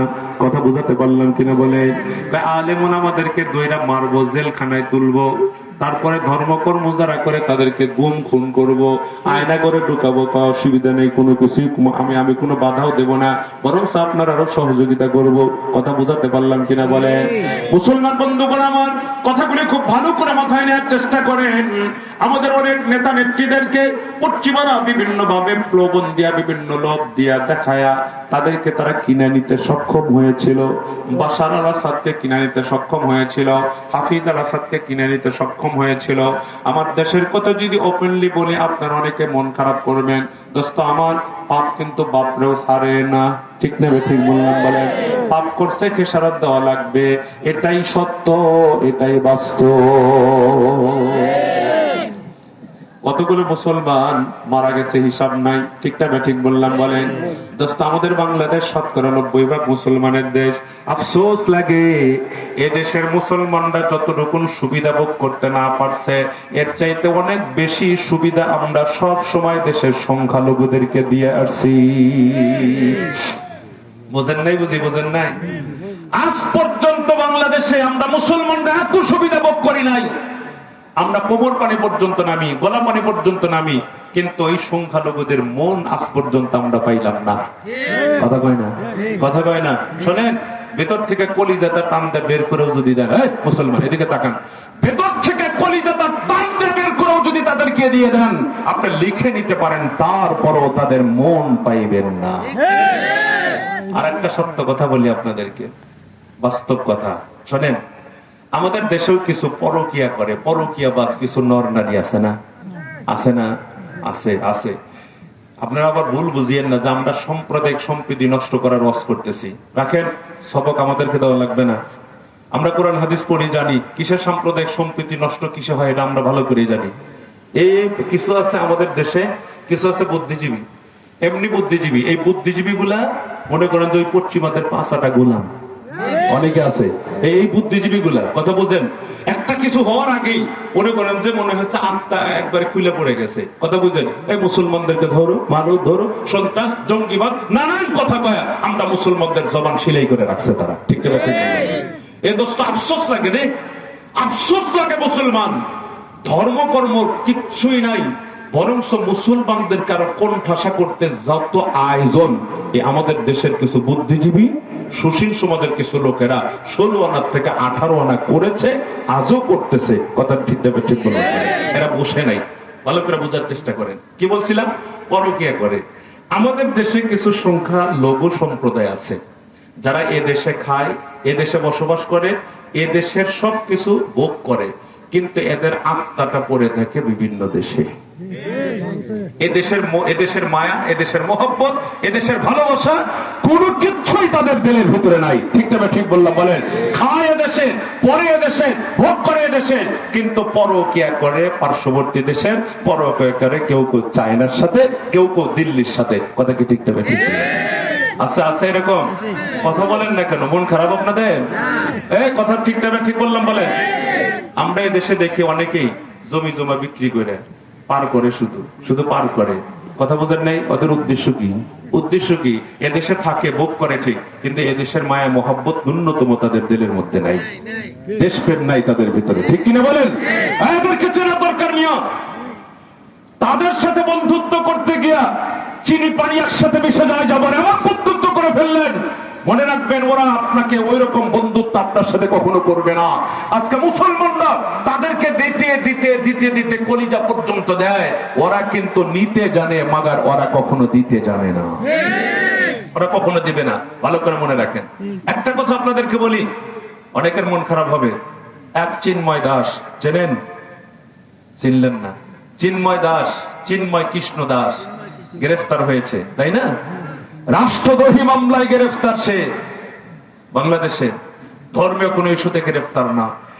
এক চিন্ময় দাস যখন গ্রেফতার হলো, এই ইসকনের সাবেক লিডার সন্ত্রাস, সে রাষ্ট্রদ্রোহী মামলায় গ্রেফতার হলো। ভালো করে বোঝার চেষ্টা করবেন। রাষ্ট্র তাকে জামিন দেয় নাই, রাষ্ট্র তারা জামিন দেয় নাই, কিন্তু রাষ্ট্রের কৌশলী যিনি ছিলেন, একজন উদীয়মান তরুণ আইনজীবী সাইফুল ইসলাম আলিফ, শুনেছি মাত্র 32 বছর তার বয়স। কথা বুঝছেন? সম্ভাবনাময় একটা আলো ছিল, যাকে নির্বাপিত করা হয়েছে, ঠিক কিনা বলেন? কোর্ট চত্বরে, ভালো করে বোঝার চেষ্টা করেন, এদেশ 90% মুসলমানের দেশ। কোর্ট চত্বরে, যেখানে আমাদের আস্থার জায়গা হলো আমাদের কোর্ট আদালত চত্বর, সে আস্থার জায়গাতে 90% মুসলমানদের দেশে একজন মুখে দাড়িওয়ালা আইনজীবী, তারপরও রাষ্ট্রের পক্ষ থেকে নিয়োগ দেয় একজন আইনজীবীকে, এইভাবে তারা কুপিয়ে নির্মমভাবে হত্যা করতে পারে, ন্যাক্কারজনক ভাবে। এটা বাংলাদেশের ইতিহাস তো দূরের কথা, পৃথিবীর কোন ইতিহাসে এমন ন্যাক্কারজনক ঘটনা আর আছে কিনা আমার জানা নাই। এই কাজগুলি করেছে কারা? যাদেরকে আমরা নিজেরা না খায়া খাওয়াই, নিজেরা না পড়ে পড়াই, নিজেরা না ভোগ করে তাদেরকে ভোগ করাই, পরিচয় পর্যন্ত তাদের জন্য দিয়ে দেই, মাগার তাদের মন আমরা কখনো পাই নাই, পাবও না, পাবও না। আপনাকে বুঝতে হবে, সিদ্ধান্ত এখন নিতে হবে। পীড়িত যদি করতে হয়, মুসলমান মুসলমানই পীড়িত করব, অন্য কারো সাথে আমাদের পীড়িত নয়। ভালো করে বোঝার চেষ্টা করেন, পীড়িত মুসলমানের সাথেই করতে হবে, অন্য কারোর সাথে পীড়িত নাই। তার মানে এটা নয় যে আপনি দেশে নৈরাজ্য সৃষ্টি করবেন, একজন সংখ্যালঘুর উপর আপনি আঘাত করবেন। নো, এ কথা বুঝাইতেছি না। ওরা এদেশের নাগরিক, 100% নাগরিক সুবিধা ওরা ভোগ করবে।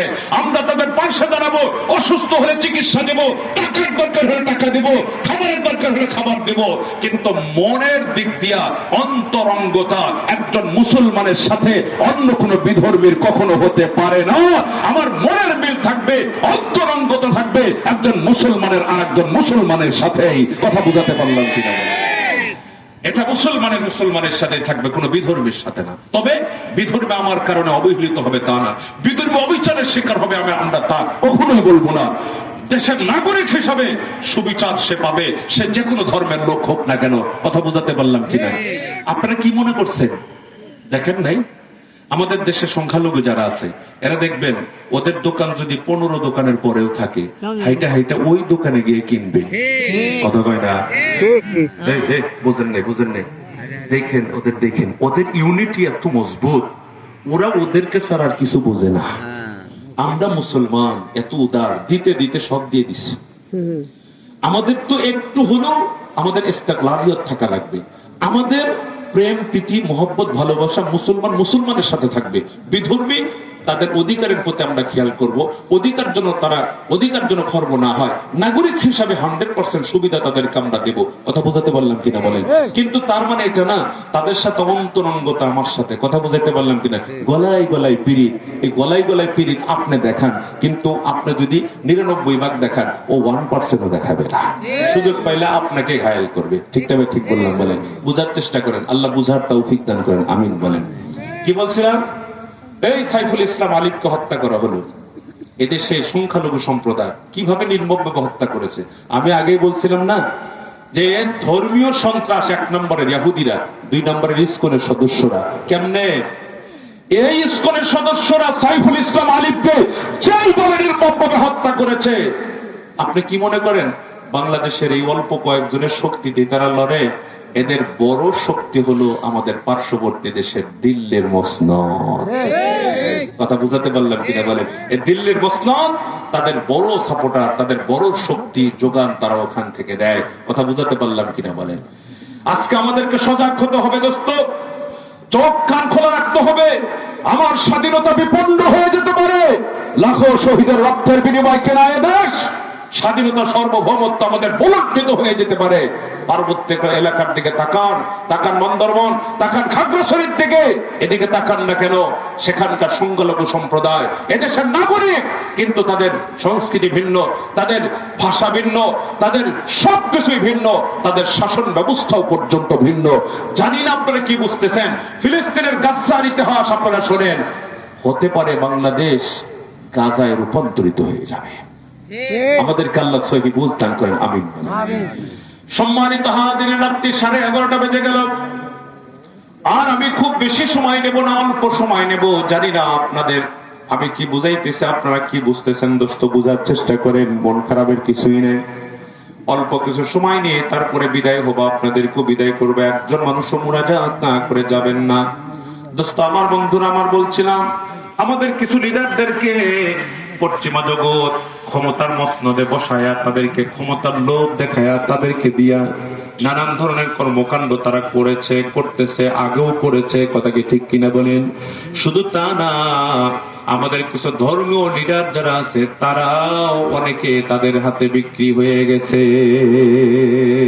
কথা কয় না, কথা কয় না। আল্লাহু আকবার। শুধু একটু ইঙ্গিত আপনাদেরকে দিই। আমাদের দাওয়াত ও তাবলীগের নামে যে দাওয়াতের কাজ চলতেছিল, সত্যি করে বলেন তো দেখি, 100 বছর হলো হযরত ইলিয়াস রাহমাতুল্লাহ আলাইহির এই যে পদ্ধতিতে যে দাওয়াতের কাজ চলতেছিল, একেবারে পৃথিবীর এমন কোন প্রান্ত নাই যে প্রান্তে দাওয়াতের কাজ চলে নাই। কিন্তু আজকে অল্প কয়েকটা দিন, এই 7 বছর হলো, কি হয়ে গেল? একজন ব্যক্তিকে কেন্দ্র করে পুরো পৃথিবীর মুবাল্লিগ যারা আছেন তাদের মধ্যে ডিভাইডেড হয়ে গেছে। ঠিক না? ঠিক বললাম বলেন? শুধু কি তা? আমরা দেখেছি 2018-তে, আমরা 2024-এও তার পুনরাবৃত্তি হতে দেখেছি। এই তো টুঙ্গির ময়দানে 2024-এও আমরা দেখলাম টুঙ্গির ময়দানে রাত 3টার দিকে ঘুমন্ত ব্যক্তিদের উপরে, যারা ওলামায়ে কেরামদেরকে ভালোবাসে, এই ঘুমন্ত ব্যক্তিদের উপরে নির্মম ভাবে অস্ত্র চালানো হয়েছে। তাদেরকে লাঠি পেটা করে, সাপ পেটার মতো পেটা করে তাদেরকে হত্যা করা হয়েছে।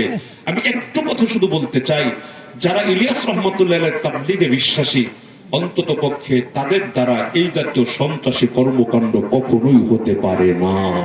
এরা যারা করেছে, এরা যারা এই কাজগুলি করেছে, তাদের মুখোশ তারা নিজে উন্মোচিত করেছে। কথা বুঝাতে পারলাম কিনা বলেন? রাতের আধারে যে সমস্ত ঘুমন্ত ব্যক্তিদের উপরে লাঠি পেটা, লাঠি দিয়ে আঘাত করেছে, অস্ত্র তাদের উপর পরিচালনা করেছে, ছুরি দিয়ে আঘাত করেছে, কুপিয়ে কুপিয়ে হত্যা করেছে, আসলে তাদের পরিচয় তারা নিজেরাই নিজের পরিচয় জাতির সামনে তুলে উন্মোচন করেছে তারা। আসলে একটা কথা আছে না, বলে না মানুষ কয় যে অস্ত্র জমা দিয়েছে, ট্রেনিং কিন্তু জমা দেই নেই। আসলে বলো তো, অস্ত্র জমা দিয়েছিল দাওয়াত তাবলীগে এসে, মাগার ট্রেনিং তাদের আছে। ওই ট্রেনিং তাদের আবার পুনরাবৃত্তি হয়েছে। ঠিকটা ঠিক বললাম বলেন? আমি কথা বাড়াতে চাই না, কারণ হৃদয়ে রক্তক্ষরণ হতে পারে আমার কথায়। তবে একটা কথা মনে রাখবেন, দাওয়াত তাবলীগ যদি দিন হয়ে থাকে, দিনের ব্যাপারে ওলামায়ে কেরামদের সিদ্ধান্তই হবে চরম সিদ্ধান্ত, সর্বোচ্চ সিদ্ধান্ত। ঠিক কিনা বলেন? যদি দাওয়াত তাবলীগ এটা দিনের কাজ হয়, তাহলে দিনের ধারক আর বাহক যারা, তাদের সিদ্ধান্তে চরম সিদ্ধান্ত, সর্বোচ্চ সিদ্ধান্ত। ব্যতিক্রম কোন সিদ্ধান্ত নেওয়ার সুযোগ নাই। কথা বুঝাতে পারলাম কিনা বলেন? বিপদগামী হওয়া ছাড়া কোনো পথ তার সামনে খোলা থাকবে না। অনেকে বলে আমরা যে আমাদের সাথে আলেম আছে, আমরা বলি না, আমরাই আলেমদের সাথে আছি। ঠিক আছে তো? তাবলীগের ইজতেমা কবে? কথা বলেন কবে? জানুয়ারির 31, 1 ফেব্রুয়ারি, 2 ফেব্রুয়ারি। এই বছর বিশ্ব ইজতেমা কয় তারিখে হবে জানা নাই আপনাদের? বুঝেন নেই, বুঝেন নেই নাকি? মন খারাপ হলো আপনাদের? মন খারাপ করবেন কেন? মন খারাপ করবেন কেন? আলেম যা জানে, ইঞ্জিনিয়ার তা জানে? কথা বলেন না কেন? ডাক্তার যা জানে আমি কি তা জানি? আমার কাজ আমি করতে পারবো, কিন্তু আমার কাজ ডাক্তার করতে পারবে না। ডাক্তার যা করতে পারবে আমি পারবো না। দিন তাবলীগ, দিনের ধারক আর বাহক ওলামাই কেরামরাই হবে, আমরা তাদের সাথী হব। কথা বুঝাতে বললাম কিনা বলে? আল্লাহ আমাদের সবাইকে বুঝ দান করেন, আমিন বলে। বলছিলাম আমাদের অনেক নেতা নেত্রীরাও বিক্রি হয়ে গেছে, অনেক ধর্মীয় নেতারাও আমরা দেখতে পাচ্ছি বিপদগামী। আগেও হয়, এখনো হচ্ছে, ভবিষ্যতেও হবে না তা বলা যায় না। আল্লাহ আমাদের সবাইকে বুঝ দান করেন, আমিন, আল্লাহুম্মা আমিন। সম্মানিত হাজরিন, কি বলতেছিলাম আপনাদেরকে, এই যে আমরা মুসলমানরা ঐক্যবদ্ধ হতে পারতেছি না, আমাদের মাঝে একতা নাই, আমরা ঐক্যবদ্ধ হতে পারছি না, এর পেছনে মূল কারণ হলো আমরা যখন গুনাহ করা শুরু করে দেই, আল্লাহ পাক রব্বুল আলামিনের রহমত আমাদের মাথার উপর থেকে আল্লাহ উঠায় নেয়। একতাবদ্ধ হওয়া এটা আল্লাহ পাক রব্বুল আলামিনের রহমত।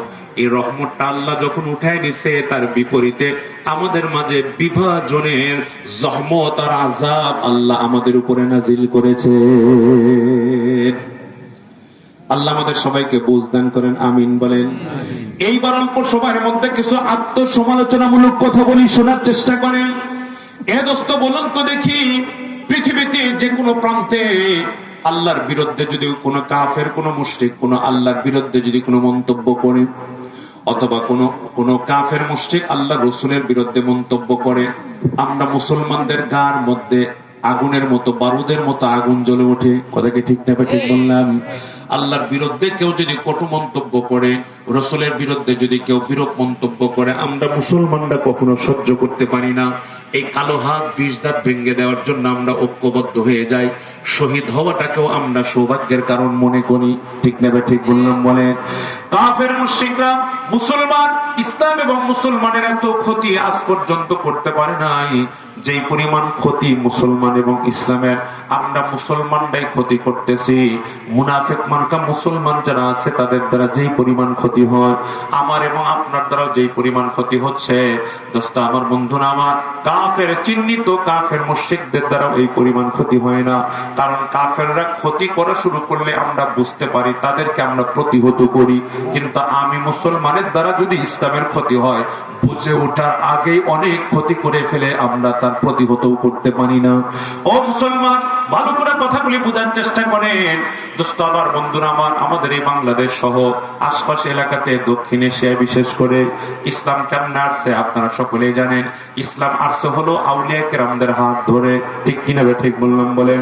হযরতে শাহজালাল, হযরতে শাহপরান, হযরতে শাহ মাকদুম রাহমাতুল্লাহি আলাইহিম, এনাদের মতো আউলিয়া কেরাম, বুজুর্গানে দিনদের হাত ধরে এই অঙ্গনে ইসলামের আগমন ঘটেছিল। দোস্ত আমার, বন্ধুরা আমার, আমাদের অতীত ইতিহাস আমাদের চোখের সামনে একেবারে স্পষ্ট আমরা দেখতে পাই। আমাদের এই অঙ্গনে এমন আউলিয়া কেরাম অতিক্রম করেছে যাদের কোনো বয়ানের দরকার হয় নাই, যাদের কোনো কথা বলার দরকার হয় নাই, তারা শুধু বসে থাকছেন। তাদের ঈমানের নূর চেহারার মধ্যে এমন করে চমকাইতো, তাদের ঈমানের নূর এমন ভাবে চুম্বকের মতো মানুষদেরকে আকর্ষণ করত। হাজারো লাখো কাফের মুশরিকরা এই আউলিয়া কেরামদের হাতে হাত দিয়ে কালেমা পড়ে মুসলমান হয়ে গেছে। এমন ইতিহাস কিন্তু আমাদের আছে, আছে কিনা বলেন? মুসলমান বন্ধুগণ, কথাগুলি খুব ভালো করে বোঝার চেষ্টা করেন। তাদের বয়ানের দরকার হয় নাই, কোনো কিচ্ছু বলার দরকার হয় নাই, চম্বকের মতো তারা অন্যদেরকে টানছেন।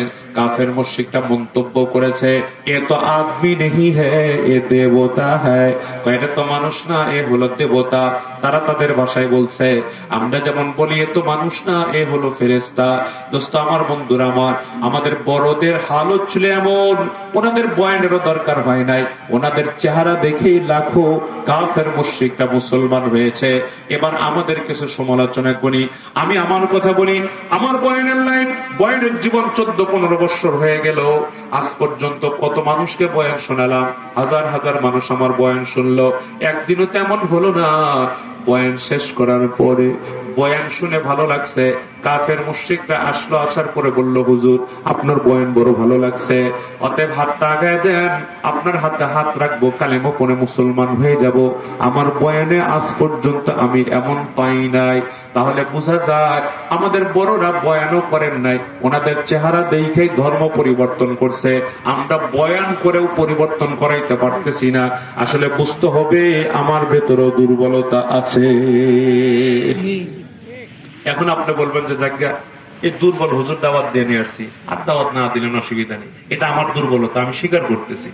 এবার আপনাদের কথা বলি, আপনার বাড়ির প্রতিবেশী একজন বিধর্মী 50 বছর হলে এক জায়গায় থাকলেন, 50 বছর উঠলেন, বসলেন, খাইলেন, আপনার ধর্ম, আপনার আচরণ, আপনার ইসলাম, আপনার আখলাক, আপনার লেনদেন, আপনার মুআমালা, আপনার মুআশারা, আপনার আখলাক, আপনার চরিত্র কেন প্রভাব ফেলাইতে পারলো না যে আপনার প্রতিবেশী হিন্দু, বৌদ্ধ, খ্রিস্টান আপনাকে দেখা প্রভাবান্বিত হয়ে, অনুপ্রাণিত হয়ে স্বেচ্ছায় এসে আপনার হাতে হাত রেখে কেন বললো না, ভাই কাছের থেকে তো দীর্ঘ 50 বছর দেখলাম, দেখা হয়ে গেছে, বোঝা হয়ে গেছে, হাতটা আগায় দেন, কালিমা পড়ে আপনার ধর্মই গ্রহণ করব।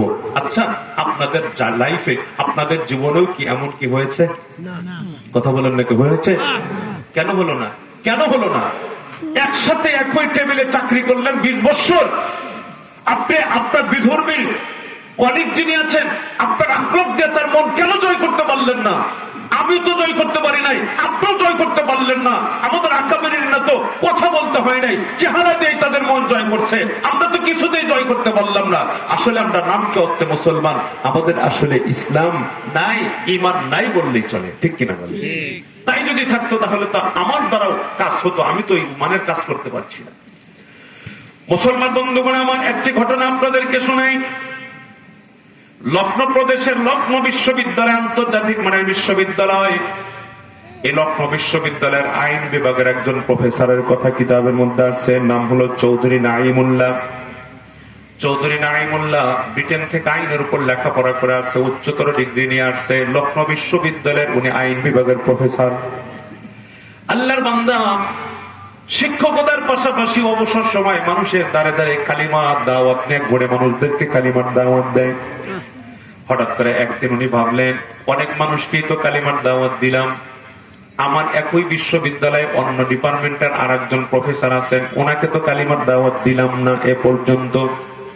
ভদ্রলোকের দিল, ইমান বড় ভালো, দিল ভালো, আখলাক ভালো, চরিত্র ভালো, উচ্চ শিক্ষিত মানুষ, মন বড় ভালো, কিন্তু ভেতরে কালিমাটা নাই। ওনাকে কালিমার দাওয়াতটা দেওয়া দরকার, যদি কালিমা পড়ে তাহলে শোনায় সোহাগা হয়ে যাবে। যেই সিদ্ধান্ত সেই কাজ, উনি কালিমার দাওয়াত ওনারে দিয়ে দিয়েছেন। কালিমার দাওয়াত যখন ওনারে দিয়েছেন, ভাই বলে ডাকতে বলছেন, ভাই কালিমাটা পড়ে নেন, সব দিক দিয়ে আপনি ভালো আছেন, ভেতরে আপনার কালিমা নাই, কালিমাটা পড়ে নেন। আল্লাহর বান্দা হিন্দু ভদ্রলোক তখন চৌধুরী সাহেবকে ডাকতে বলে, ভাই আপনি আজকে আমার কালিমার দাওয়াত দিলেন, আপনি কালিমার দাওয়াত দেওয়ার বহু আগের থেকে আপনাদের ধর্মীয় গ্রন্থ কোরআন, আপনাদের ধর্মীয় গ্রন্থ হাদিসের বড় বড় বই এবং কিতাব আমার অধ্যয়ন করা আছে, একবার না বহুবার। আমি আমার অভিজ্ঞতা শেয়ার করছি আপনার সাথে। আপনাদের ধর্মীয় গ্রন্থ কোরআন যতবার আমি পড়েছি ততই আমি বিমুগ্ধ হয়েছি। সুবহানাল্লাহ জোরে বলেন। যতবার পড়েছি ততই আমার আরো ভালো লাগা পয়দা হয়েছে, সৃষ্টি হয়েছে। আমি কোরআনের প্রতি ততই দুর্বল হয়েছি। আমি যত পড়ি ততই কোরআনের ভিতরে ঢুকে যায়, সততা আমার কাছে স্পষ্ট হয়ে যায়, আমি অনুপ্রাণিত হই। হাদিসের বই যত দেখি ততই অনুপ্রাণিত হই, ততই পড়তে মনে চাই, ততই আপনাদের ধর্মের প্রতি আমি দুর্বল হতে থাকি। মনে মনে সিদ্ধান্ত নেই, আমারটা ছেড়ে দিব, আপনাদেরটাই গ্রহণ করব।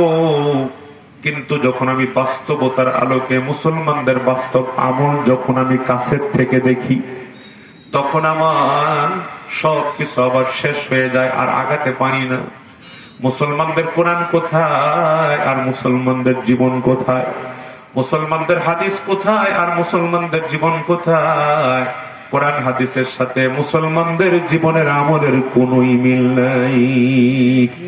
তো কুজাও সুন্নতে আহমদ কুজা, তো কুজাও सुन्नत अहमद कुजा बा मुहम्मद कैसा जद निस्बत रह गया और उसमें आजाद रूहे बिलाली ना रही फलसफा रह गया तलकीन गजाली ना रही उलाइका आबाई फजीनी बिमिस्लिहिम इदा जमातना या जरीरुल मजामिओ।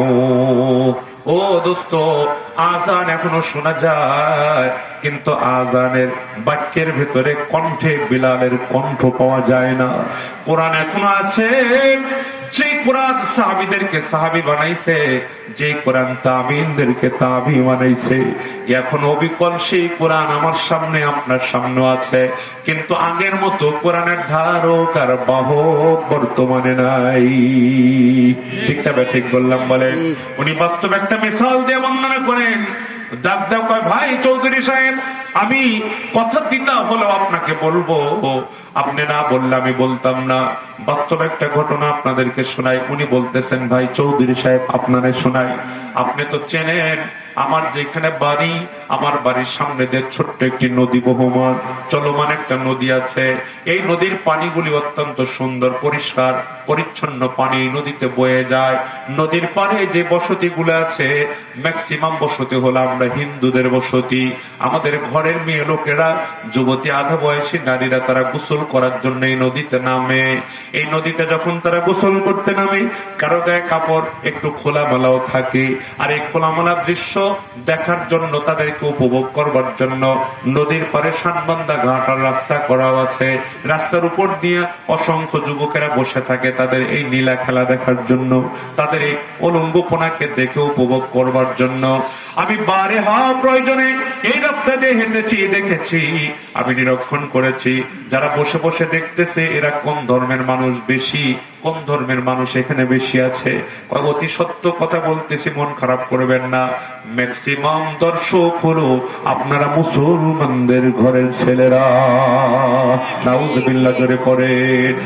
কোরআন যখন পড়ে তখন অনুপ্রাণিত হয়, হাদিস যখন পড়ি তখন দুর্বলতা সৃষ্টি হয়, কিন্তু যখন আপনাদের মুসলমানদের আমল কাছের থেকে দেখি, তখন আমার মন ভেঙে যায়, তখন আর আগাতে পারি না। আমি এই জন্যই বলছিলাম, দোস্ত, শুধু কাফের মুশরিকরাই দায়ী না, আমি মুসলমানও, আমি মুসলমান এবং ইসলামের ক্ষতি করতেছি। এবার তো বুঝতে পেরেছে? বুঝেন নাই? বুঝেন নাই? ভাই মুসলমান, আমাকে দেখে তো মুসলমানই মনে হয় না। আমার মাথার থেকে পা পর্যন্ত চিরুনি অভিযান চালাইলেও ইসলাম খুঁজে পাওয়া যায় না। এমনও বহু মুসলমান আমাদের সমাজে আছে, সে মুসলমান না বিধর্মী দেখে বুঝাও যায় না। ঠিক আছে? ঠিক বললাম বলে? এইভাবে তো চললে চলবো না ভাই, এইভাবে চললে চলবে না। আমি যখন মুসলমান, মুসলমান নাম নিতে ভালো লাগে, পরিচয় দিতে ভালো লাগে, তাহলে ইসলামের যে কাজগুলো আছে সেই কাজও করতে আমাদের ভালো লাগতে হবে। কথা বুঝতে পারছেন কিনা? শেষ একটা কথা বলে শেষ করে দিব। ইতিমধ্যে রাত 12টা 11:50 বেজে গেছে, দীর্ঘ সময় কথা হয়েছে। আমি আমার বাসা সিরাজগঞ্জে, শহরের পাশেই আমার বাসা, শহরতলিতে। তো ওইখান থেকে আমি যে মাদ্রাসায় যাই, মাদ্রাসার মাঝে একটা স্কুল পড়ে, হাই স্কুল। এই স্কুলে আমার ওয়াইফ লেখাপড়া করেছে। তো ওই স্কুলের টিচার যারা আছেন, আমার ওয়াইফের টিচার, সেই সুবাদে আমি তাদেরকে শিক্ষকের মর্যাদা দিই, যেহেতু আমার স্ত্রী তার কাছে পড়াশোনা করেছে। তো আমি মাদ্রাসায় যাওয়া আসার পথে ওই শিক্ষকদের সাথে অনেকেরই দেখা হয়। একজন শিক্ষককে আমি দৈনিক দেখা হইলেই আমি সালাম দিতাম, তো আসসালামু আলাইকুম। উনি কখনো মুখ ফুটে আমাকে সালামের জবাব দেয়নি, আমি তো বুঝি নাই। উনি শুধু মাথাটা হেলাইয়া আমাকে কিছুটা বুঝাইছেন আর কি। তো আমি কুশলাদি বিনিময় করে চলে গেছি। হঠাৎ করে একদিনের ঘটনা, উনি হঠাৎ করে আমাকে, আমার কানে আওয়াজ ভেসে আসলো, বাবু আদাব। আমি কে কারে আদাব বলে? ডানে বামে সামনে পিছনে তাকায় দেখতেছি আমি আর উনি ছাড়া কেউ নাই, আমি আর উনি। তা বুঝতে পারলাম যে আজকে আমি সালাম দিতে পারি নাই, এই জন্য উল্টা উনি আমার আদাব কইছে, আমাকেই বলছেন, অন্য কাউকে না। এখন তো কিছু জবাব দেওয়া লাগবো। এতদিন পর্যন্ত যে গোজা মিলটা আমারে বুঝাইছে, আমিও আজকে মুখ না ফুটাইয়া, আমিও মাথাটা হেলাইয়া তারে গোজা মিলটা জবাব দিয়ে দিলাম। কথা বুঝেন নাই? কিন্তু জবাব তো দেওয়া যাবে না। তো কুশলাদি বিনিময় করে চলে গেছি। বাসায় আসার পরে ওয়াইফরে জিজ্ঞাসা করছি, কি ব্যাপার, তোমার ওই শিক্ষক মুসলমান না? পাগল, তুমি জানো না, সে তো মুসলমান না, উনি তো হিন্দু, হিন্দু স্যার আমার। বললাম এমন একটা সমাজে বাস করি, কে হিন্দু কে মুসলমান বুঝাইতে বড় কঠিন। কথা কি বাস্তব না অবাস্তব? কথা বল না কেন? হ্যাঁ, এই সমাজে কে মুসলমান কে বিধর্মী এটা পাইছে বের করা কঠিন। আল্লাহ আমাদের সবাইকে সহি বুঝ দান করেন, আমিন বলেন, আল্লাহুম্মা আমিন। গুনাহ থেকে কেমনে বাঁচবেন? কর্মসূচি আছে, আয়াত করছি ওয়া আকিমিস সালাহ। 1 নম্বর কর্মসূচি নামাজ। নামাজের কর্মসূচি নেন বাধ্যতামূলক। নামাজ যদি ঠিকঠাক মতো পড়তে পারেন, ইন্নাস সালাতা তানহা আনিল ফাহশাই ওয়াল মুনকার, যাবতীয় অন্যায়ের হাত থেকে নামাজ নামাজিকে রক্ষা করে, সমস্ত অন্যায় থেকে বাঁচাবে আপনার নামাজ আপনাকে। কথা বুঝিয়ে নগদে বাজাবে কখন? আল্লাহু আকবার নিয়ত করছেন, সালাম ফিরানোর আগ পর্যন্ত। চোরও যদি হয় চুরি বন্ধ, ডাকাতও যদি হয় ডাকাতি বন্ধ, মিথ্যুক হলেও মিথ্যা বন্ধ, চগলখোর হলেও চগলখড়ি বন্ধ। ঠিক কিনা বলেন? কেন? আল্লাহু আকবার বলার পরে আর কোনো কিছুই চলে না সালাম ফিরানো পর্যন্ত। এটা হলো নগদে লাভ। আর যদি নামাজি প্রকৃত অর্থে হয়ে যেতে পারে, সমস্ত গুনাহ থেকে আল্লাহ আমাদেরকে বাঁচাবে। কথা বুঝেন নাই? 1 নম্বর কর্মসূচি। 2 নম্বর আকসিরু যিকরা হাযমিল লাযযাতিল মাউত, মৌতের কথা বেশি করে স্মরণ করো। মৌতের কথা, মৌত এমন একটা জিনিস সকল স্বাদকে যে বিস্বাদে পরিণত করে দেয়। মৌতের কথা যদি কারো মাথায় থাকে, ও কখনো চুরি করতে পারবো না, ও কখনো জেনা করতে পারবে না। কেন? ওর ভেতরে ধাক্কা দিয়ে বলবে, এই তোমাকে তো একদিন মরতে হবে। তুমি কি করে জেনা করো, তুমি কি করে নেশা করো, তুমি কি করে ইফটিজিং করো, তুমি কি করে জুয়া খেলো, তুমি কি করে অবিচার করো, তুমি কি করে ঘুষ নাও। ঠিক কিনা বলে? তোমাকে তো একদিন মরতে হবে। 2 নম্বর কর্মসূচি। 3 নম্বর তুবু ইলাল্লাহি তাওবাতান নাসুহা। আমি সংক্ষেপ করে বলে শেষ করে দিচ্ছি। তাওবা নাসুহার কর্মসূচি। 3 নম্বর তাওবা নাসুহার কর্মসূচি। বাস এইভাবে যদি আমরা আমাদের কর্মসূচির ভিতরে চলে আসতে পারি, ইনশাআল্লাহ ইনশাআল্লাহ আমরাও ওনাদের মতো মানুষ হয়ে যেতে পারবো। আমরাও বিশ্ব নেতৃত্ব আমাদের হাতে চলে আসবে। দুনিয়াতেও জান্নাতে রূপান্তরিত হবে, আখিরাতের জীবনটা আমাদের জন্য অনুকূলে হয়ে যাবে ইনশাআল্লাহ। আখিরাতের জীবনে বিধি হিসাবে আসানির সাথে ইনশাআল্লাহ আমাদের জান্নাতে যাওয়ার ব্যবস্থা হয়ে যাবে। আল্লাহ আমাদেরকে কবুল করেন, আমিন বলেন, আল্লাহুম্মা আমিন। সম্মানিত হাজিরিন, আমার যুবক বন্ধুরা 2 দিন ব্যাপী মাহফিলের আয়োজন করেছিলেন। আমার কলিজার ভাইয়েরা, বন্ধুরা, আপনাদেরকে আল্লাহ নিয়ামল বদল দান করেন, আপনাদের মেহনতকে দিনের জন্য কবুল করেন, আমিন। আপনারা কোরআনের বাগান সাজিয়েছিলেন। এই বাগান আপনাদের জীবনের নাজাতের উসিলা হতে পারে। রহমতে হক বাহানা মিজুইয়া, রহমতে হক বাহানা মিজুইয়া। ছোটখাটো কোনো কাজের বিনিময় কাউকে আল্লাহ মাফ করে দিবেন। আল্লাহ হয়তোবা আপনাকে এই উসিলাও তো মাফ করে দিতে পারেন। এজন্য কি হলো না হলো, মানুষ কতজন হলো না হলো, নো, এগুলোর দিকে তাকিয়েন না। আমার কথা হলো, একজন মানুষও যদি একটা কথা শুনে আমল করে জান্নাতি হয়, আলহামদুলিল্লাহ, আলহামদুলিল্লাহ, সফল। কথা বোঝাতে পারলাম? সফল। একজন মানুষও যদি একটা কথা আমলে নেয়, আমি মনে করবো আপনাদের এই আয়োজন, এত পয়সা খরচ করা, এত কষ্ট করা, আপনারা সাকসেসফুল, আপনারা সফল হয়েছে। এজন্য আল্লাহর কাছে দোয়া করা। আর কাজ কবুল হওয়ার জন্য আর একটা নমুনা হলো, কাজের গতি যদি অব্যাহত থাকে, কাজ যদি ধারাবাহিক চলে। আপনারা মাহফিল করবেন দুনিয়ার জন্য না, মাহফিল করবেন আল্লাহর হস্তে, নাকি মানুষ দিয়ে গ্যাদারিং করার জন্য? এই বাপরে বাপ, মানুষ হয়েছিল, হাইরে মানুষ রে বাবা, হাইরে মানুষ দিয়ে কি হইব যদি হাইরে মানুষ আল্লাহ কবুল না করে? কথা বল না? মানুষ অল্প আল্লাহ কবুল করছে, আলহামদুলিল্লাহ। মানুষ অল্প কবুলও হইল না, তাহলে তো মরার উপর ফারার গা। মানুষ বেশি কবুল হয়েছে, আলহামদুলিল্লাহ, নূরুন আলা নূর, আর ফাইন। এজন্য ভাই, নিয়ত যেন সহি থাকে। দুনিয়ার মানুষকে দিন শোনাবেন, এই নিয়তে আপনারা শুরু করেছেন। এই কাজের জন্য ভাটা না পড়ে, যতদিন বেঁচে থাকবেন এলাকার মুরব্বীরা আছে, মুরব্বীদের সাথে নিয়ে কাজটা চালিয়ে যাবেন। আল্লাহ যেন আপনাদের কাজের মধ্যে খায়ের এবং বরাকাত দান করেন, আমিন, আল্লাহুম্মা আমিন।